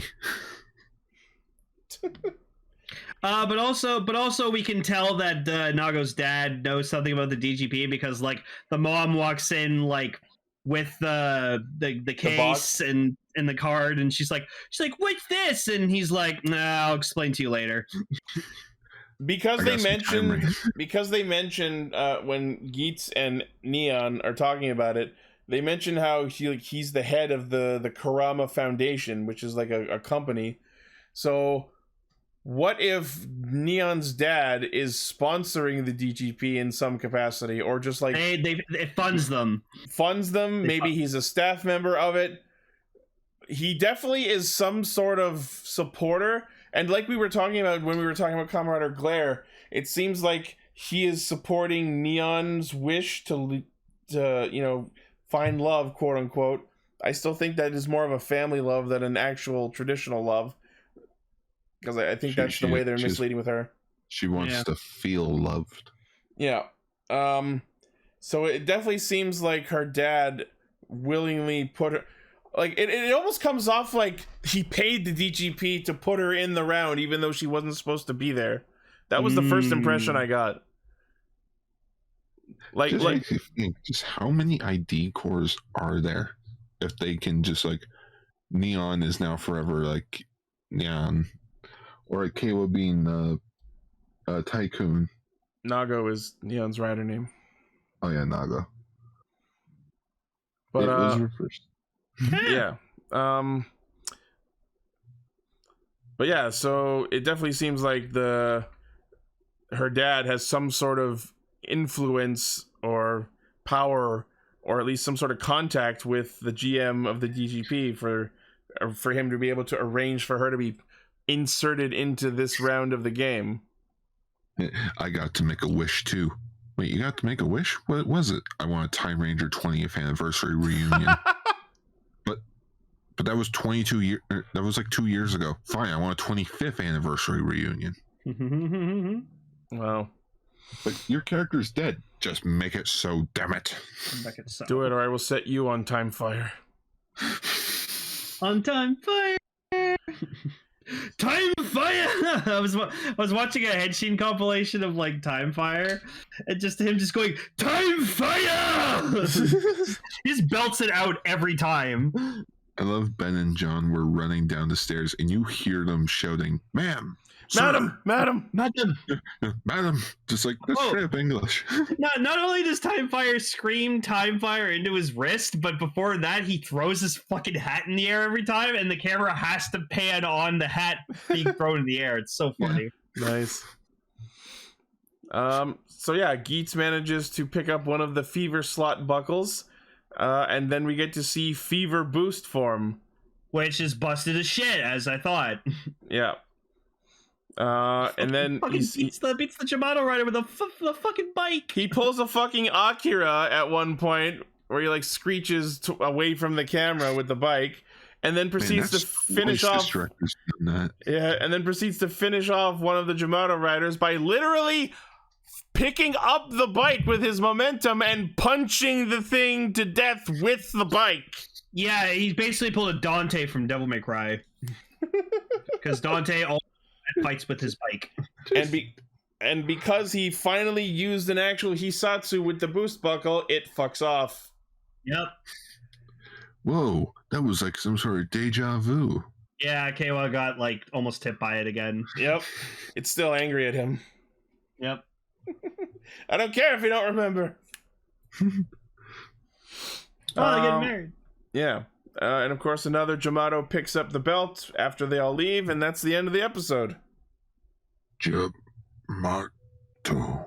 Yeah, so I love these Jyamāto riders. I think they're fucking awesome. I hope we get to see them for like a good while, and I cannot wait to see what this fucking Jyamāto farmer does. I like to cook. Yeah, it looks like next week we're gonna get Magnum Fever, I guess. Yeah, and basically everyone using Fever. It's like if they're trying to sell us something, guys, but I don't know what it is. Honestly, I do like that the next episode they're just like, fuck it, everyone gets a chance to use it. I love Seven in our chat. So now that we know that they're grown like plants, could their part of their name come from tomato? Oh, because Ja is like the word for evil. So the word Jyamāto, evil tomato. Can we just call this episode Jyamato? Please. Jyamato. How the fuck do I spell that? No, it's the same word. It's the same word. It's just Just Jyamato twice. Yeah, Jyamato. I'll have to put like the accents on them. Yeah, accent aigu. Je me sais quoi? Je suis les pamplemousses. A certain je ne give pas un fuck. Excuse me, madame. I would like to see la tits now.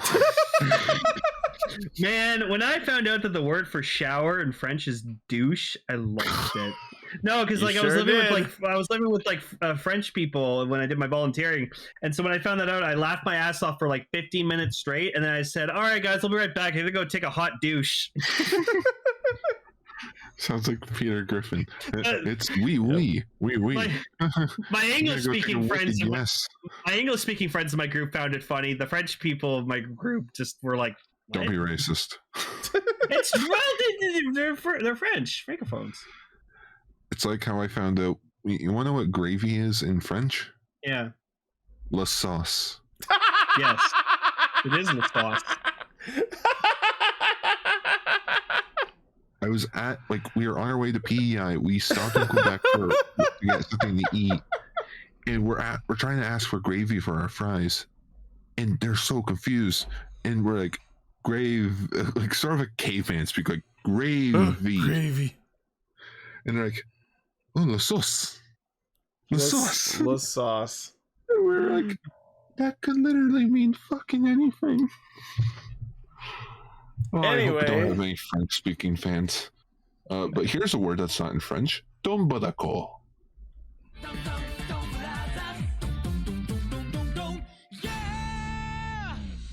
All right, so before we get into the episode discussion proper, I want to bring up a theory that was discussed in the Discord. So, you know how we're all pretty sure that God Kaito is the penguin Juto? Yep. So given what we now know about the Juto, that the actual person gets impersonated by a Juto and trapped in that forest, that must mean that actual Kaito in his world-hopping adventure accidentally landed in this forest and then was promptly captured and impersonated by the penguin Jyamato, or Juto. I almost said Jyamato. What's Jyamato with me? And now knowing that the Judo who impersonated Tsubasa could turn into Inu Brother, it makes sense as to why this Kaido could turn to Zenkaiser Black. He impersonated his powers just like the Tsubasa one did. I like it. Just Tsubasa, you're no longer a Juto. It's like, yeah, and I got better. And they never address it. He just tells her to go fuck herself and walks off. And then she's like, oh my god, he's so cute! Just go fuck yourself and rather you fuck me. What? Harder, daddy. What? Just harder, brother. Oh, fucking the Haruka. That was so funny. It kills me. She's a really good actor, man.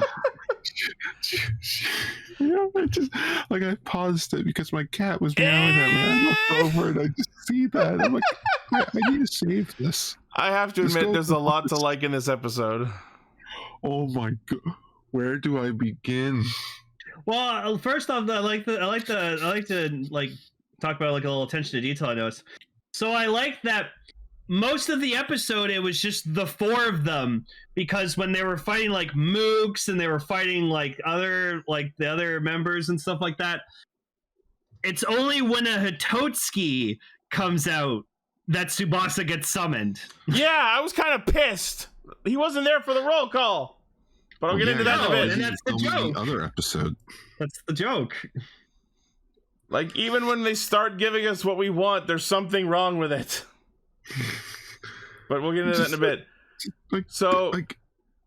I attributed this to just my really fucking shit memory, but in this, like, when we first cut to the Donbrothers in the cafe, and like Kijino's all happy, and they're like, oh, so your wife Miho came home? And he's like, yeah, she did. And I'm like, wait, I don't remember that. What the fuck?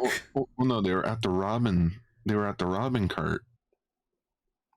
Yeah. When they were talking about that, and it's just like, oh look, it's the Bruce guy again from Prokenger. Yeah, like Kijino mentions, oh yeah, Miho came home, and I'm like, that seems a bit odd, but I guess we'll just maybe that subplot was getting too difficult, so they had to reset it. but we'll get into it. So, but then it leads to one of the funniest fucking games of telephone I've ever seen. The fucking Noto show up at the Oden cart, and Sonoi is being a premature playground shy kid bitch boy. Tell Taro I said not to be an asshole. And Broken Telephone turns this into fucking hilarity. Fucking Sonoza. This is why I couldn't play telephone drama class in high school. Friggin' with my poor hearing, I would always get it wrong. It got to the point where it was like, go do something else. Wow. You actually got kicked out of Broken Telephone? I got kicked out of telephone. The crux of the game is getting it wrong. Because it was like, I got right. I heard this. Gar, what the fuck? Yeah, you were playing the game. It's like, that's the whole point. Go. Just fucking so this up. Let him have everything. He says he's gonna let you have everything. He says, order everything. Give me one of everything. I didn't say that at all. He didn't say that at all. He wants noodles. He wants you to make sure to have some noodles. Shut up. Just that bit was so good. It also just helps as Japanese wordplay as well. It's just yep. It's so fucking funny. I can't help it. Then we get the new fucking Noto. Oh my god, I love Sonoshi so fucking much. They are amazing. Just so right off the bat, like not right off the bat, but like halfway through the episode, as we see him, I think I know what his thing is. I think he's like like not literally in the show, but he's supposed to represent, like, for representation. He's the guy that wants this Sentai to feel like a Sentai again. Sonoshi is the fandom. He walked in and complained about everything that we've been complaining about. No roll call! Why is this fight still dragging on? Why are all you enemies fraternizing with each other? Let's rephrase that, Ichi. Everything you have a problem with. That's why I love them! Me and Gar love this show. We think it's fucking god tier. Oh yeah, freaking! You know what? I think after this episode, it's bumping up to like last place S tier. And yes, as I mentioned, and our Discord is saying, Sonoshi is a they. They definitely appear that way. Cool. Yeah. Just the fact that they go all pandemic at the ramen shop or at the cart. Oh yeah, this wipes everything down, glass plate. Except for the part where they took fucking gold dust earwax and blew it at everyone twice.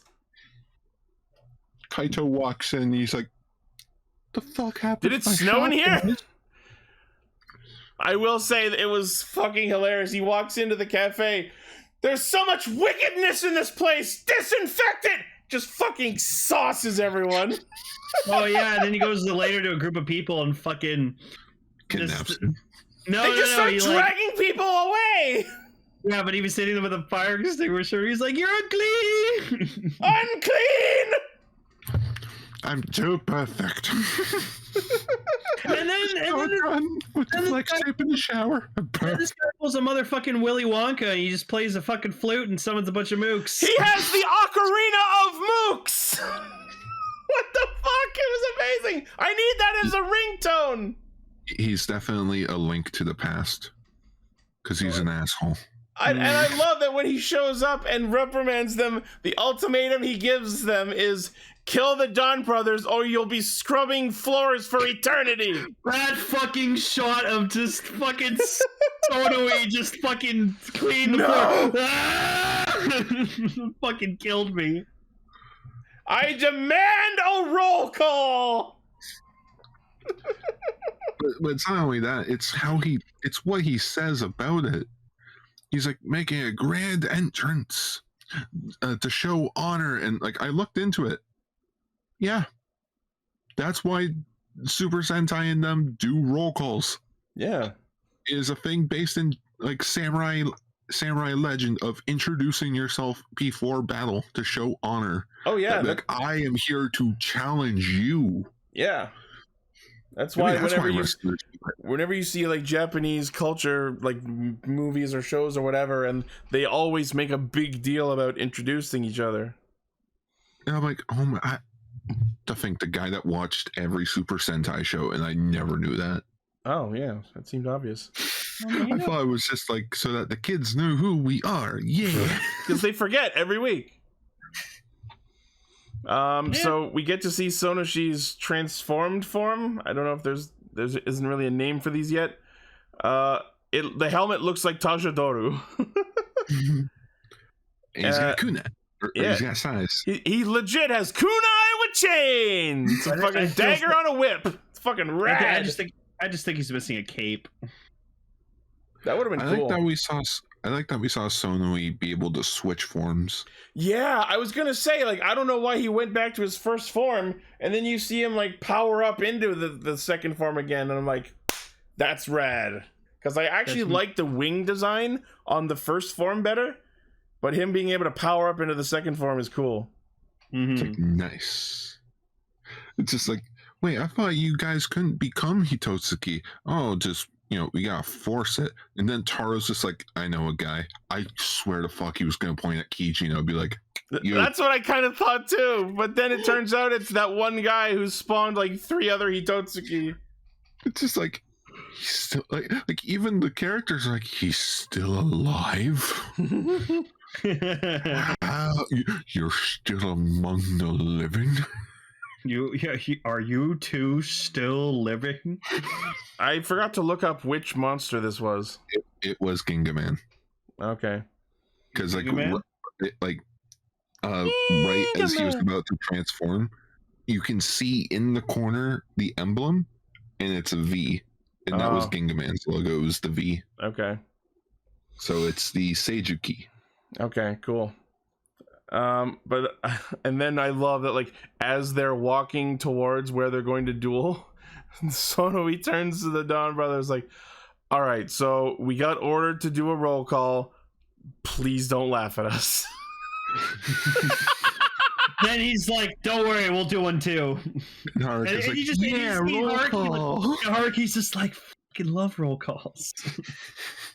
And then, of course, as they're doing it, Jiro runs in and fucking ruins it.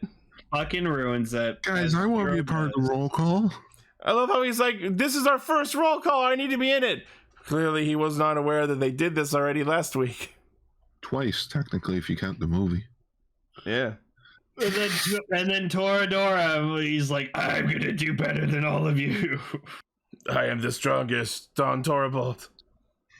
Oh, yeah, Saruhara tried to hit on Sononi, and it was hilariously bad. Oh yeah, he like wrote a haiku and then rejected. He got cupcaked in the face. Yep. Giggity. But yeah, and then Momotaro pulls the greatest fucking trick ever. He pretends to fall to Sonoi and then says out loud, "Oh no, I am dying!" And because that's a lie, he fucking dies. That was big brain genius. The biggest brain, Momotaro. I'm like, geez, Taro's really faking this. Right, he actually dies if he lies. Like, great. That's so good. Taro is fucking so badass. I'm glad that it was out of suit too, because it's like, yep. As soon as freaking Sonoshi becomes a Hitotsuki, just his eyes, surprise, bitch. Yep. Surprise, motherfucker. Yeah, and then the Noto and Donbrothers all race to steal the dude. But because the Donbrothers defeat him, not the Noto, he actually survives and gets away. But that's also Sonoi because just couldn't do it. Sonoi decides, well, he is one of our Noto, so he's one of our people.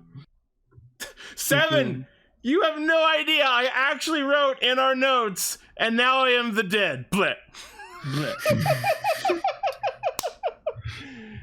Congrats on making the same joke I did. And that just like. Then we get the moment where Kichiro gets home, goes to say hi to Miho, and it's a dog! Oh no! Don't like that! No, he's gone off his rails. Again. Oh my god. Did we ever think from the beginning of this show it was gonna go this fucking far? No. We You were know all what? like, this is the precious boy we must protect, and we failed. You know what? Inoue knows what to do. First male Pink Ranger, make him a fucking psycho. Again! Is First acting job! is Kijino Maki from O's? Does that mean the name of the doll is Bob Miho? It's his first Bob Miho! acting job. Bob Miho! You can't see it, but I'm doing the doll shrug of I don't know. So anyway, next week we're gonna deal with none of this and have Tsubasa do a cook-off show. Yeah. I saw some Amu rice in there. Of course. That just makes me think of Kiva. Yeah. I still loved when fucking Sanju. Juto. I still loved when Juto fucking Tsubasa was making food for everyone, forcing them Angrily to stay. cooking food for his friends. So funny. Also, apparently, for the in the magazine scans for Donbrothers, we saw Haruka doing a driver's test, Okay. and Yeah, Why? And the Naruto are like dressed up as Santa. What is this, Dragon Ball? yes, that's what I was thinking. Just and something about an evil Taro where he's all green. I saw Dawn something. Killer? Dawn Killer, where Android he's Taro. He's like an android Taro. I think like designed to kill Taro. Oh no. I'm looking forward to that. I'm sad he doesn't have a Sentai suit. Yet. We're almost done this show. I don't think so. Don No, I can see Momokita. it. And then Kaito's just over there, be like reading his book, being like, "Can I do a thing yet?" The No. fuck happened to Murasame? He's around. He's sleeping. Yeah, there's the magazine scan. Creepy. Dawn Killer. Fucking them and fucking Just Santa Claus. Haruka with that big ass helmet. To get her driver's license, she has a racing helmet. Hey, I mean, practice safety. All right. do you know how to drive? Please, I have a leg. What? No, I still think the funniest thing ever was just in the Addams Family movie when like Thing's racing to get home and he's driving a car and he has to be on the wheel but also like jump on the brake pedal to brake. Somehow Thing drove a car. I love Seven. She needs to protect her smooth brain. her genius manga. How else will I make the manga? I mean, I hope we find out who that other manga guy is. We're never gonna find out. We have to. That's one of the biggest mysteries of the show. Who's the Did guy we? in the fucking suit? No! We Oh, never yeah, the found dude out in who the it suit. is. I forgot about the one in the suit. Yeah, the one in the suit. At this point, it's Kaito. Just It's everything that doesn't Kaito, make I'm going sense, to It's Kaito. fucking lose it. It's a bunny Juto. No, I hope it's Kaido. That'd be fucking hilarious. I mean, like just show Kaito be like the master villain all along. like he's behind all of their bad luck. yeah, like just he's behind everything. He was It's doing just all this just to get them to be the Donbrothers. and they're just gonna be like, "Why'd you do it?" I don't know. I was bored. For laughs. We still don't know. Did they never said what like the function of the penguin Juto was anyway, so we really don't know. It's just weird to think that like we're starting to get to the point in this show where we only got like what 15 episodes left per se. Something like that. Not what is this 37? 37, yeah. Yeah. So we got like 13 episodes left. Where is this going? Right? I cannot. Right. I have no idea. Where is this finale going? I need to know. Like there isn't even really a villain. Like the Noto quote unquote oppose them, but then you got episodes like this where they're working together, so there really is not really a villain aside from just the naturally occurring Hitotsuki and sometimes angry Jiro. Watch Kijino end up becoming the big bad. Oh shit. Like he just goes that far off the deep end. And of course, we still flagrantly refuse to reunite the 5 of them outside of combat. No, it's final episode thing, man. Final episode. Like during the final arc, we're gonna see that. And like Kijino's just gonna go balls to the walls trying to kill Tsubasa. I've got it. They're gonna they're gonna do like their final henshin, whatever, like that. Inu Brother's still gonna pop in out of nowhere, and then they're gonna have the final battle, and then they're all done, and they'll all like demorph, and he'll be there, and they'll be like, "It was you." Cut to credits. No. There's Haruka's gonna be that so oblivious of, "Hey Tsubasa, where'd you come from?" She fucking would. She would. Smooth brain. Like even during this episode, freaking like Inuzuka tries to speak, but Taro's like, "Get the fuck out of here!" He fucking punts him. Yeah. It's just like puppers. That's dog abuse. Also, someone found a funny screenshot of Haruka trying to talk to Inu Brother, but it's like he's like 3 feet away from her, and she's looking in like the complete wrong direction. What if they, Rice in our chat, what if they end the show without the reveal? Save it for a movie. They won't do that. That would be funny as all hell. But apparently he's teaming up with the Sono-E? Not Sono-E, the white one. Sono-ni. Oh, Sono-ni. We're 37 episodes in and can't keep track of them. I can keep track of Sonoza and Sono-e. Well then, process of elimination. But then it's like Sono-ni? Yeah, but that just sounds like I'm saying Sono-e. Because I-ni-za, Ichi-ni-san. That's why the 4th one was Sono-shi. Put that in the pile with Tanuki.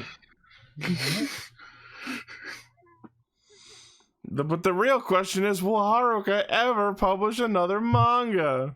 Yeah, it's gonna be called Avataro Sentai Donbrothers. Oh. That's why this doesn't have an end goal and plot. Pulls a Kotaro and just publishes their adventures as a story.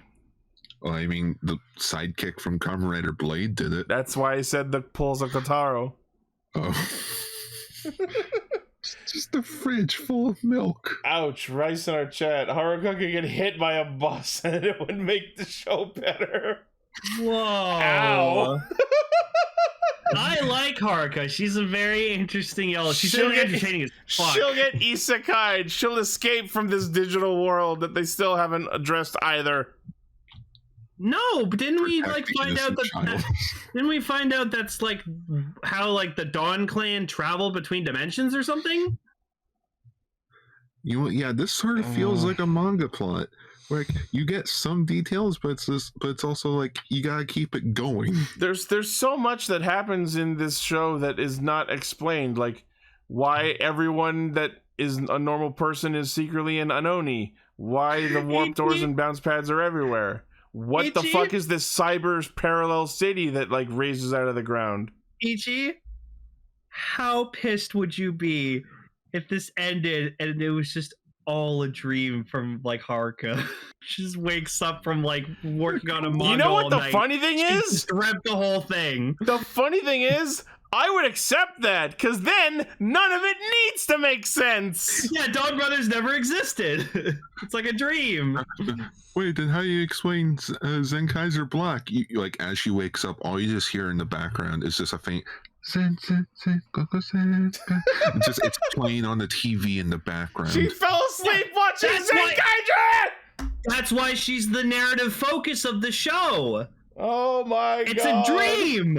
None of this is happening. And like you cut to a show, like on the table that she fell asleep on, there's a book of Momotaro. Yeah. The Momotaro story. And you know what? Fuck it. It's Dragon Ball. It's a fucking dream. I never say this about anything, but I kind of want that to be the twist. 37 episodes in, we don't even know where this ending is going. Exactly. We don't know if this show is really happening. But truth be told, I'm going to be brutally honest. If King Oger ends up going back to basics, I'm going to miss Donbrothers. I'm gonna miss Don. I don't care what King Oger's gonna be. I'm gonna miss Donbrothers so much. Just it's for so its fun. craziness. I've never had a more entertaining Sentai than this one. Because it doesn't feel like a Sentai. It's not just like it does, but also doesn't. I have a relationship with this show that I cannot put into words anymore. I've said so many different things about this show, and to this point, to this day, I can't accurately articulate my feelings for it anymore. Like, I want to hate it, but I can't. I don't want to like it, but it makes me. And I hate that it does that. Sounds like a relationship. I'm in an abusive relationship with Donbrothers. Yep. At least I'm in some kind of relationship. Oh. It's fucked up. It's fucked up. I don't like it, but I like it, but I don't want to like it, and I hate that I like it, and I don't want to like it. And you know what? Since Haruka's kind of fucked in the head, that's why we're getting the whole Kichino like crazy plot. She's like blending it with a really shitty soap opera. And then she likes dogs so much, so like, you know, that's why she dreamt up Inu brother, and that's why like she doesn't really have like her brain it. refuses to process that he's a human. That's why they never meet him. Exactly. It's a dream. It all is a dream in her head. God, I feel like we're going too hard, and it's gonna be not that. If it's not that, I'm actually gonna be fucking mad. It makes sense. It makes sense so much. Especially since the first thing we ever saw in this show was the scene with Sonoi, which was pretty much right out of her manga. Yeah. Fuck, man. Fuck, man. Yeah, Fuck this show, man. Fuck this show. No, never. Embrace it. This show actively defies being made sense of. It's a show that you need to just let it sink in.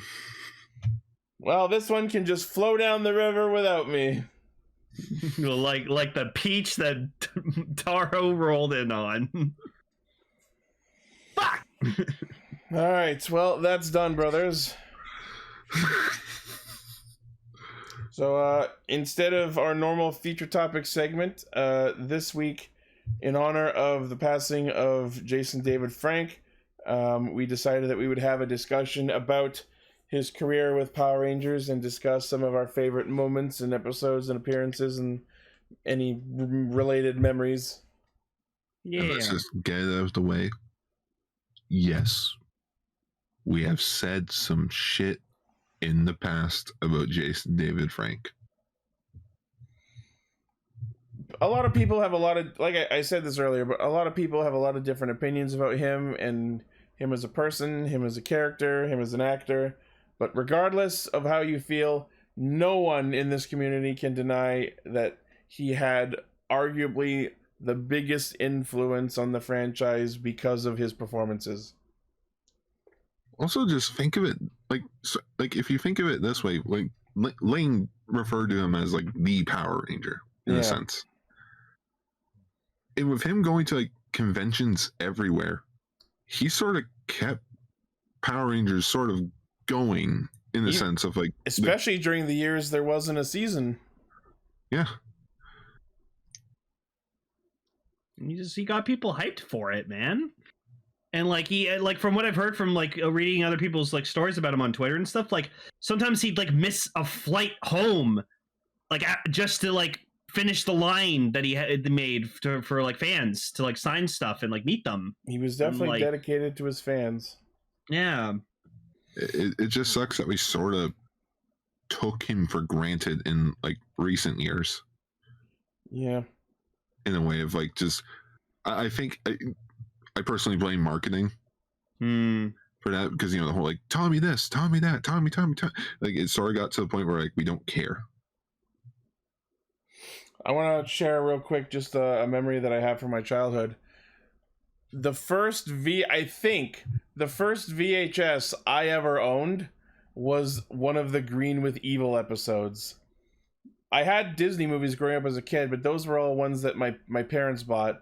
The first movie that I ever picked out of a store that I wanted for myself was one of the episodes of Mighty Morphin's Green with Evil saga. And I specifically remember those VHS tapes because they had a different one for each of the Green with Evil episodes, and each of them had their own art of the Green Ranger doing a different pose. And me, as a young child, being stupid, I hadn't seen any of these episodes yet, and I picked the one with the coolest looking pose on it. Unfortunately, I did not realize until afterwards that this was the last episode of the Green with Evil arc. So when I was young, I accidentally watched the last part before any of the others before it.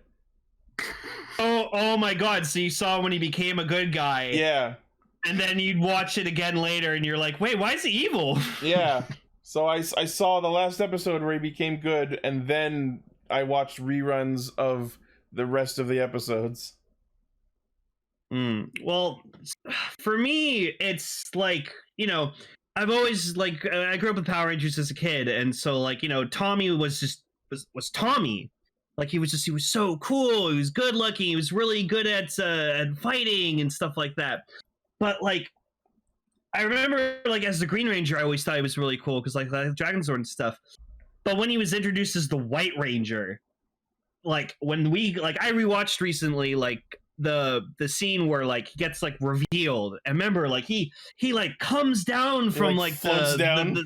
Floats down from the ceiling, and, like, they're all like, who is he? And he takes the helmet off, and, like, it's Tommy, and, like, it just, like, you could have sworn if this was a more serious written show, it's like he died and he came back to life. It definitely had that, like, angelic feel to it, since he's all in white and floats down to the ground. It was the moment when, like, he was appointed the leader of the Power Rangers, and, you know, like, and he, like, went up to Kimberly and, like, you know, because, like, I guess she fainted or got knocked out or something, and, like, woke her up, and, you know, and that started their, like, kind of romance, and it was just cool. And just White Ranger was just real quick, I love that, like, that moment where he shows up as the White Ranger and it's decided that he's the leader of the Power Rangers, and I love how absolutely they refuse to acknowledge Rocky, who's probably in the corner going, well, I guess I'll just go fuck myself.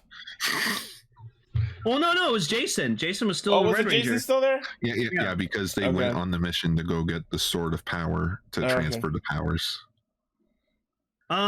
But it's just, for me, like, and seeing him as, like, Red Zeo, Red Turbo for a bit, like, Black Dino Thunder, that's awesome. But I just think that the white Mighty Morphin Power Ranger, to me, was the best Tommy ever was. That was, like, his when he really shined, and, like, he was the leader, and, like, he had a different suit from everyone else, and it was just really cool looking. Especially in the movie. Especially in the fucking movie. Like, I hope for Lightning Collection figures we get the 95 movie suits. That would be awesome. Yeah. So cool. Like, they made the Ninjetti suits. But so what I decided to do was I decided to honor JDF the best way I possibly could. I went and bought a Lightning Collection White Ranger figure, which is really crazy because it's technically the first figure we got of this line. Like, they knew when they introduced and teased this line that they were introducing, Tommy the White Ranger was the first one we were getting. And I have decided that to pose him with the Tommy head on forever, like, that will never change. That head is never coming off. He's going to be posed like that, standing with his helmet by his side, and that's just how he's going to stay. And, like, I just think that's the best way I can honor him. So I think that's a good way. Yeah. You know what really, like, that comic is sad. Like, the big thing that, like, sticks out in my head with that whole White Ranger reveal thing, the clips on the helmet. Yeah, they're definitely noticeable. It's like just, and, like, the fact that he actually takes it off, it's not in this, like, modern day Power Ranger stuff where it's like, taking the helmet off. Yeah, no, it's like you take the helmet off, but then, like, you immediately see that they just have the helmet in front where of they their just face. hold it in front of their head. They pretend to take it off. Yeah. Also, Zordon smiled in that scene. It was creepy. Like, if you go look at it, it's just Zordon going like, Yeah. This makes Zordy happy. I don't know why. I just started thinking Zordon is racist. Wait. I'm Native American. If I can recommend everyone to watch a really cool Tommy thing, go watch Fighting Spirit from Dino Thunder. When like he's unconscious, that was so good, and he's fighting like all versions of himself. Although I have to be nitpicky, the fact that the Green Ranger in that version has the silver lines on the helmet just annoys me. I like it. Fuck you. Also, it's weird that the White Ranger scene, it's when he does his evil laugh. Also, that's another thing. God damn it, did Jason David Frank do a really awesome evil laugh? I can remember. That is stuck in my brain forever. Just, I remember when, like, he's standing over as the Green Ranger over Jason when he's fighting him, like, unmorphed, and you just hear him, like, like, God, that shit just stays in your head forever. Oh, yeah. Oh, fucking so cool. I you know what? While I'm playing Pokemon tomorrow, I'm going to rewatch Green with Evil. Fuck yeah. I feel like Green with Evil, you know, with next year being Power Rangers 30th, we should probably talk about Green with Evil. Fuck yeah. I know it's 5 episodes, but you know what? Worth it. Yeah. It's, you know what? We'll just call it the Green Ranger movie. I mean, Basically a movie. Like, it was sort of the first time where... Oh, that's like, cool! Oh, yeah, all the behind-the-scenes photos of, like, just... Because, you know, he was all tattoos on his sleeves by that point, so, like, sweaters all the time. Look at the White Ranger suit, so clean. I also just want to... Huh? Sorry, go ahead. I was just gonna say, like, thank God they got the fucking Dragon Shield right, because that shitty one was so bad. The soft American one? I never noticed it as a kid, and then when I watched it growing up, I'm like, oh, that's terrible. I still fucking love the story, like the origin story of the Green Ranger. It's so good that, like, the two different versions exist. It's like the equivalent of, like, a soft or a hard DDR mat. So, do you guys know the origins of the Green Ranger? No, explain. So Saban was able to make a deal with Toei to do the Power Ranger show, and they got Zyuranger. So, like, week by week, they would get the footage, like they would get tapes of Zyuranger to use for footage, and they're like, okay, there's 5 of them, that's good. We'll keep going. Yeah. They get to episode 16 of Zyuranger, and the guy who's editing the show rushes into Saban's office. There's a green one now! Guys, there's a problem. There's a 6th Ranger. Nani? They already started casting. They already, like, the show was ready to go. So for them to be like, shit, there's another Ranger, what the fuck do we do? So they had a rush casting? Yeah, they rushed casting for another Ranger, and luckily JDF got it. That's amazing. But just like, you know, that shit wouldn't fly nowadays. You would know everything by hand. Like, if you look at, like, Dino Fury's, like, production, you know that they have the entire show planned out. Here, week by week, shit, there's another Ranger. You know what's nuts to think about? Somewhere out there was another universe where Jason David Frank continued as Ryan Steele for VR Troopers, and that's what he was known for from then on. You know what the original pilot or the original title for that show was, right? No. Cybertron. Well, that wouldn't have gone well with Hasbro. I was gonna say, I think Hasbro had something to say. Oh boy. Cigar, you said that you met JDF. Yeah, so this was 2013. It was the 20th anniversary year, and I was in high school. My friend in AV class, he showing, it was, I think it was like January, because it was like during exam time, and he pulls up Niagara Falls Comic Con, and you know, he's showing me the guest list. Like, Adam West is going to be there, Flash Gordon's going to be there, Boba Fett's suit actor is going to be there. And then he pulls up one more image, and it shows Jason David Frank. And he told me this. as soon as I saw that photo, my eyes widened. And keep in mind, I didn't grow up with Mighty Morphin. I grew up with Wild Force and Ninja Storm.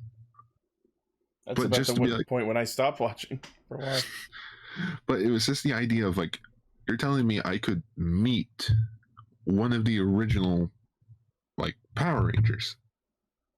I'm down. So like, you know, a few months goes by, I go to the convention with my other friend, not the same friend that showed me it, a different friend. And you know, we walk in, he goes to do his thing. I go wait in line for like an hour or so to go meet JDF. And like, you know, I go up, I pay like the $20 or so to get the photo. And, you know, it's like, oh, you know, pleasure to meet you and all that. And I walk away. I look at the photo and it looks like shit. Like I'm holding my bag in my hand. You know, the camera angle's way off. It just looks like it looked like I was overtowering him in that shot. And I hate it. So you know what? It's Comic-Con. I'm going to buy some comics because it's the cheapest thing that I can buy there. And while going through the comics, I found the Power Rangers Zeo #1. Ooh. And keep in mind, there was only one issue of that comic.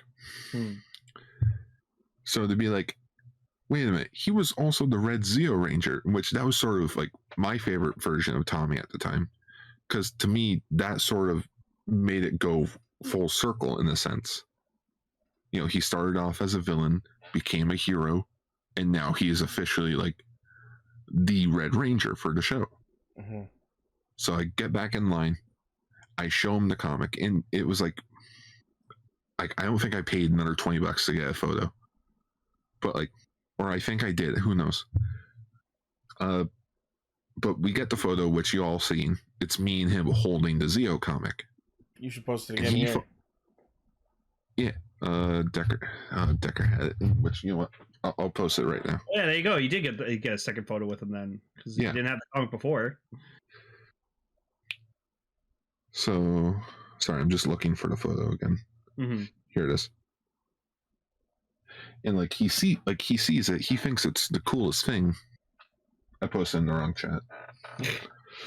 Knowing me, posted in Ultra Live. Hang on. Let's try that again. There we go. There it is. That's great. That's posted great. Twice. Like he sees it, he's astonished by it. He signs it for free. Nice. Aww. So it's like, that's pretty cool. I got to meet the Sixth Ranger. He signed my comic. It's great. It's awesome. As he was leaving, I literally showed at him, don't come back another color.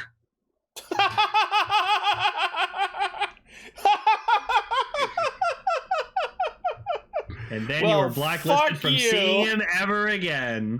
No, like he thought it was funny. Do you still have that comic? I still do, and it's also signed by David Yost. Nice. There you go. Well, fucking Gar, hold that on to dear life. Yeah, and the funniest thing is that like 2 months go by, and I'm at my cousin's like weekend thing that my aunt threw for a while. You wouldn't believe, like, my cousins are like 10 years older than me, 5-6 years older than me. You wouldn't believe how jealous they were of just like you met Tommy Oliver, because they're roughly around your guys' age. They grew up with Mighty Morphin when it was like the #1 kid show in the world. Oh yeah. They were fucking jealous of me.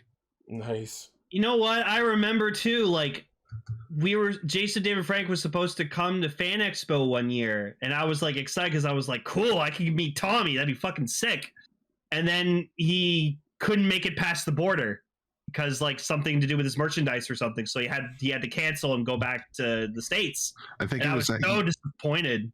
I think it was like he had Sabo with him, and it's like, no, that's a weapon. Yeah. That's a sword. So I could have had the chance to meet him, but because of the fucking border patrol, I couldn't, and then I just never had a chance to ever meet him. So he's just at the border. I want you guys to meet Saba. so you know, like a few years go by, and you know, it's sort of like, oh yeah, I got to meet Tommy. That was cool. there was a certain point where I was like, ugh, I met Tommy. Because it was like, it was sort of like, he was cool, he was awesome. But then it sort of got to that point where we were all sort of sick of seeing him everywhere. And again, I blame marketing for that. Yeah. I just still think it was cool. Mm-hmm.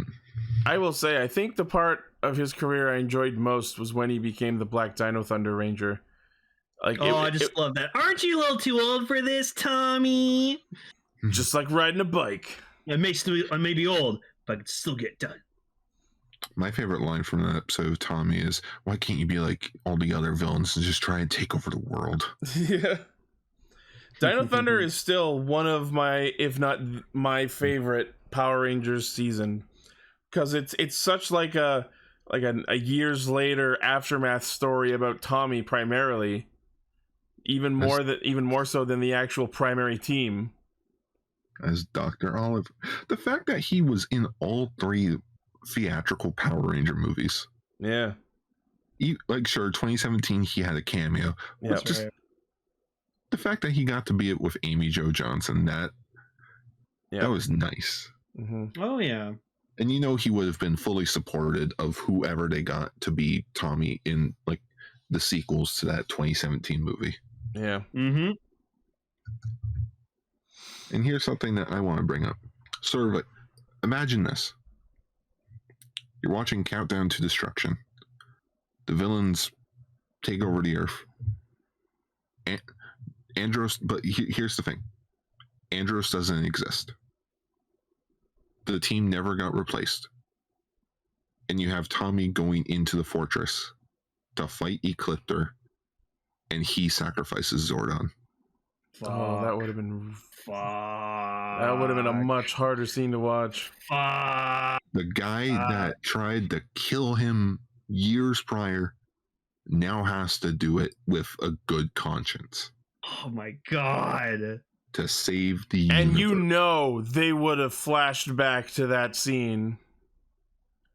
Yep. Imagine watching Tommy have to kill Zordon, flashing back to his first assault on the command center. Oh, man, that would have been heavy. Yeah. And I've always had that in the back of my head of like, that could have been a pinnacle, like, of Power. Like, if Jason David Frank and Catherine Sutherland just stayed on for one more season. Yeah. But no, we're too old. We're sort of tired of doing this, which, to be fair, for doing it for 5 years, I could understand. Yeah. But came back from forever. He's been in more episodes of Power Rangers than anyone. Yeah. Also, is he even a contest? I'm sure it's far and away more than anyone else. I think it's like him and David Yost.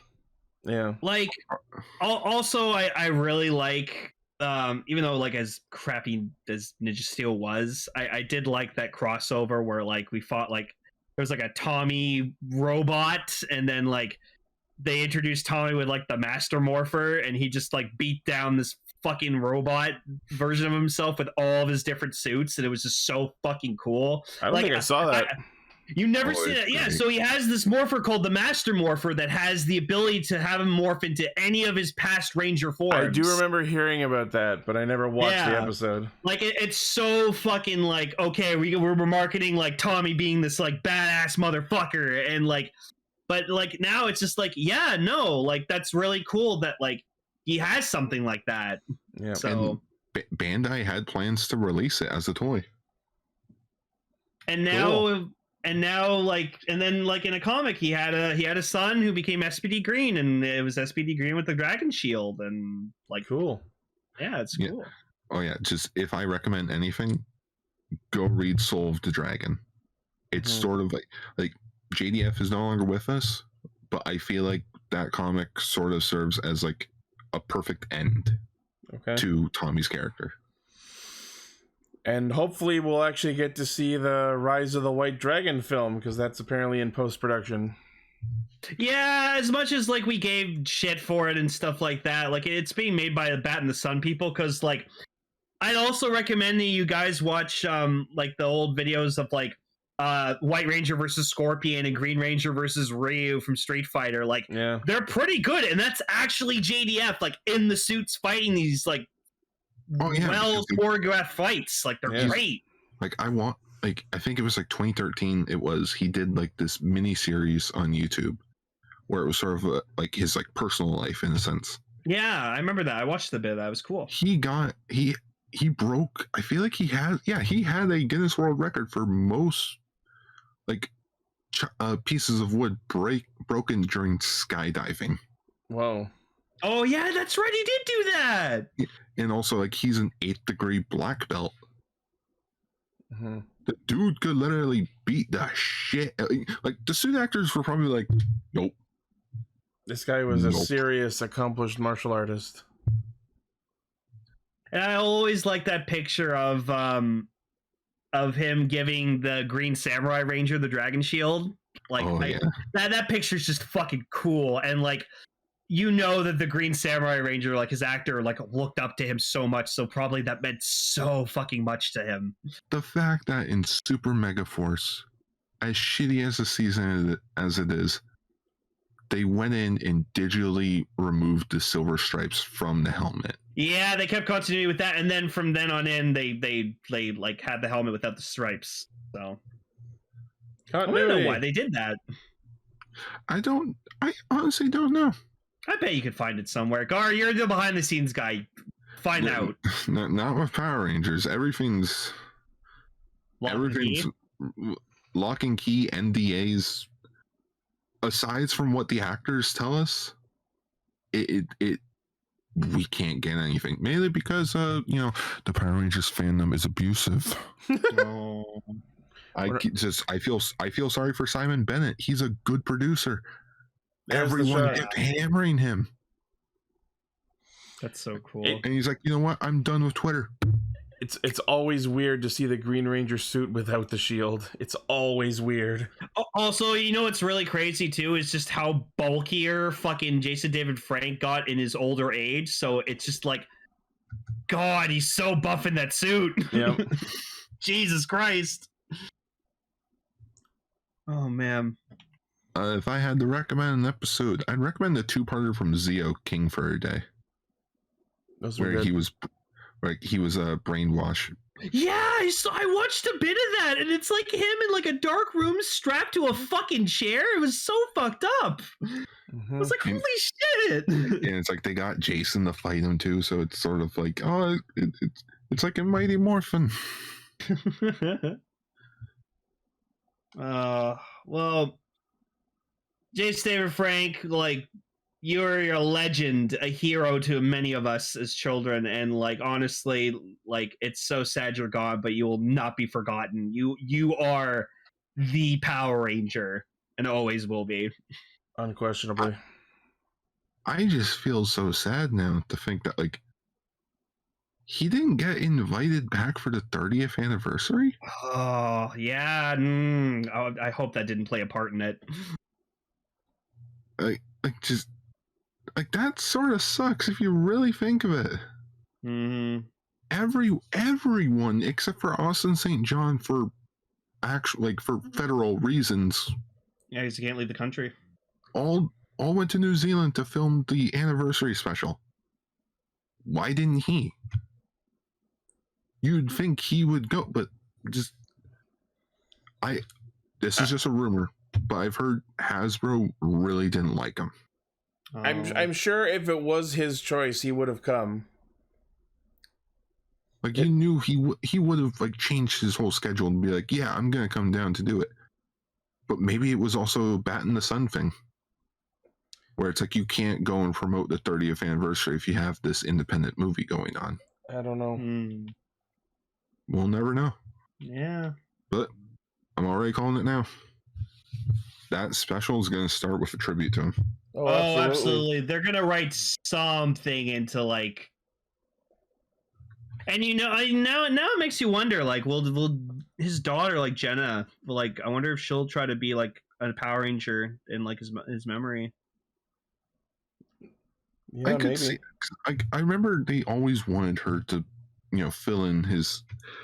How weird is it that for all that we know of Jenna and how she was supposed to be a Power Ranger in like a few years, that in the universe they decided to make it that Tommy has a son named JJ. Yeah. Where it's like, oof, that's sort of a kick in the teeth there. Well, that doesn't mean he doesn't have other children. Not true. No, but I think his other daughter he was kind of like estranged from. So Yeah, because remember he was married twice. yeah. I don't know. Apparently, all the one of ins his and outs. kids. Apparently, one of his kids actually made a guest star in a Zeo episode. Oh yeah. Yeah. Well, Oh, you know what? He's with his brother now because his brother died a long time ago too. Yeah, around the same time as Dewey Trang. Yeah, he cameoed in Zeo as well. yep. Yeah, fact that- as his actual brother. Yep. The fact that he didn't show up to Dewey Trang's funeral because of his brother also Mhm. passing away at the same time. Oh, that sucks. Yeah. I think what just makes it more upsetting is the fact that it was suicide. Yeah. He was like 49, like good health. You could tell he probably took very good care of himself. But like that's the thing, right? Like you think you know people and then just you don't. Deep on the inside, who knows like how probably fucked up in the head he was. Like who knows? Mm-hmm. Sometimes it's the people you least expect, the people who seem the happiest. Yeah. Not that I know how he was feeling before it happened. Mm. Well, that's just the thing. We all never know. Yeah. But the results are definitely felt throughout not only just the Toku community, but anyone who's heard the news. Even anyone who hasn't seen Power Rangers since Mighty Morphin is probably hearing about this and feeling bad about it. Yeah. Yeah, Like, because like Mighty Morphin will forever live on in pop culture. yeah, it's like Tommy is like the equivalent to Mario. Like you hear Tommy Oliver, you know who the fuck that is. Linkara said it best. The first season of Power Rangers, the entire plot consists of Tommy showing up, Tommy losing his powers, and Tommy gaining his powers again. Yeah. The fact that show revolved around Tommy. Pretty much. There wasn't really any significant plot outside of that. But yeah, he was supposed to be in Kamen Rider Dragon Knight. Oh, that would have been rad. Ooh, as who? It was like Len or something. Oh, so Knight? Okay. Yeah, he was supposed to be Knight, Oh, that would have been Jesus. fucking cool. Dude, holy fuck. but it was the problem of we don't want people to confuse this for Power Rangers. Oh, whatever. Still, though, could you? Oh, that would have been. And yes, That's right. he appeared in We Bear Bears. Yeah, he was the silver bear. Oh my He was the God. imaginary friend for them to like fight stuff. And the fact that- I watched it. It was cute. The fact that he turned evil during that little short was also weird. You know, he kept like over exaggerating. He's like, Nice. Oh, Disney wouldn't let me do that. Why? Because they thought I was swearing. See, hiya. They thought he was saying shit, hiya. Even though it's just him grunting. Yeah, it's just battle Because cries. he's actually fighting. Well, rest in peace, Jason David Frank. Your legacy has definitely left a mark on not just film history, art history, movie But just history, history. television history, and May the power protect him wherever he is. Yep, exactly. So I guess next week we will be doing the feature topic that we were going to do this week, which will be the Jean and Aguilera Girls Remix Special. Cool. Yep. Girl party. That'll Yeah. be fun. All right, well, that will be it for this episode. Thank you for joining us. It was a bit of a departure from our usual spiel, but understandably so. Well, let's break it down here. So Geats is getting very cool and fascinating. Donbrothers is fucking just It's an entire concept among itself. It's reveling in its own defiance. And we've lost probably one of the greatest fucking fictional characters of all time. So yeah, nice full week. Yep. All right, let us know in the comments. What do you think of all three things? Let us know what your favorite thing GDF has done in the comments. Your favorite episode, your favorite power set of his, and any childhood memories you might have relating to his portrayals. And not to like kind of end this on a joke or anything, but like, if you want to buy a piece of Tommy merchandise, good luck. As much as I really fucking hate to say this, being dead makes you really expensive. It does. Yeah. It's just that Simpsons episode where like Lisa wanted to get that Bleeding Gums Murphy album, and then she said to him, "Oh, he's dead. Oh, he's dead now," and he just jacks up the price. Yep. Honest to God, Lane, that was the first thing that popped into my head. Yep. When I heard of his passing, I'm like, oh no. All the merch. Yeah, like I bought this White Ranger figure like the day we confirmed his passing, and I was lucky to get it for like $65 on eBay. Yeah, and now went back on eBay. It's between $100 to $200. All right. So. Well, thank you all, everyone, for listening, watching, liking, favoriting, sharing, subscribing, hitting the bell, and being awesome. As usual, the primary source of our hijinks is castranger.podbean.com. From there, you can find our Facebook, Twitter, Patreon, Discord, merch store, and all of our cool shit. Also, go check out the Kyle Higgins Mighty Morphin Power Rangers run. Yeah. You know, the one that had Lord Draken in it. Yeah. Oh, and everyone should go and also rewatch that promotional bit they did for Shattered Grid with JDF as Lord Draken.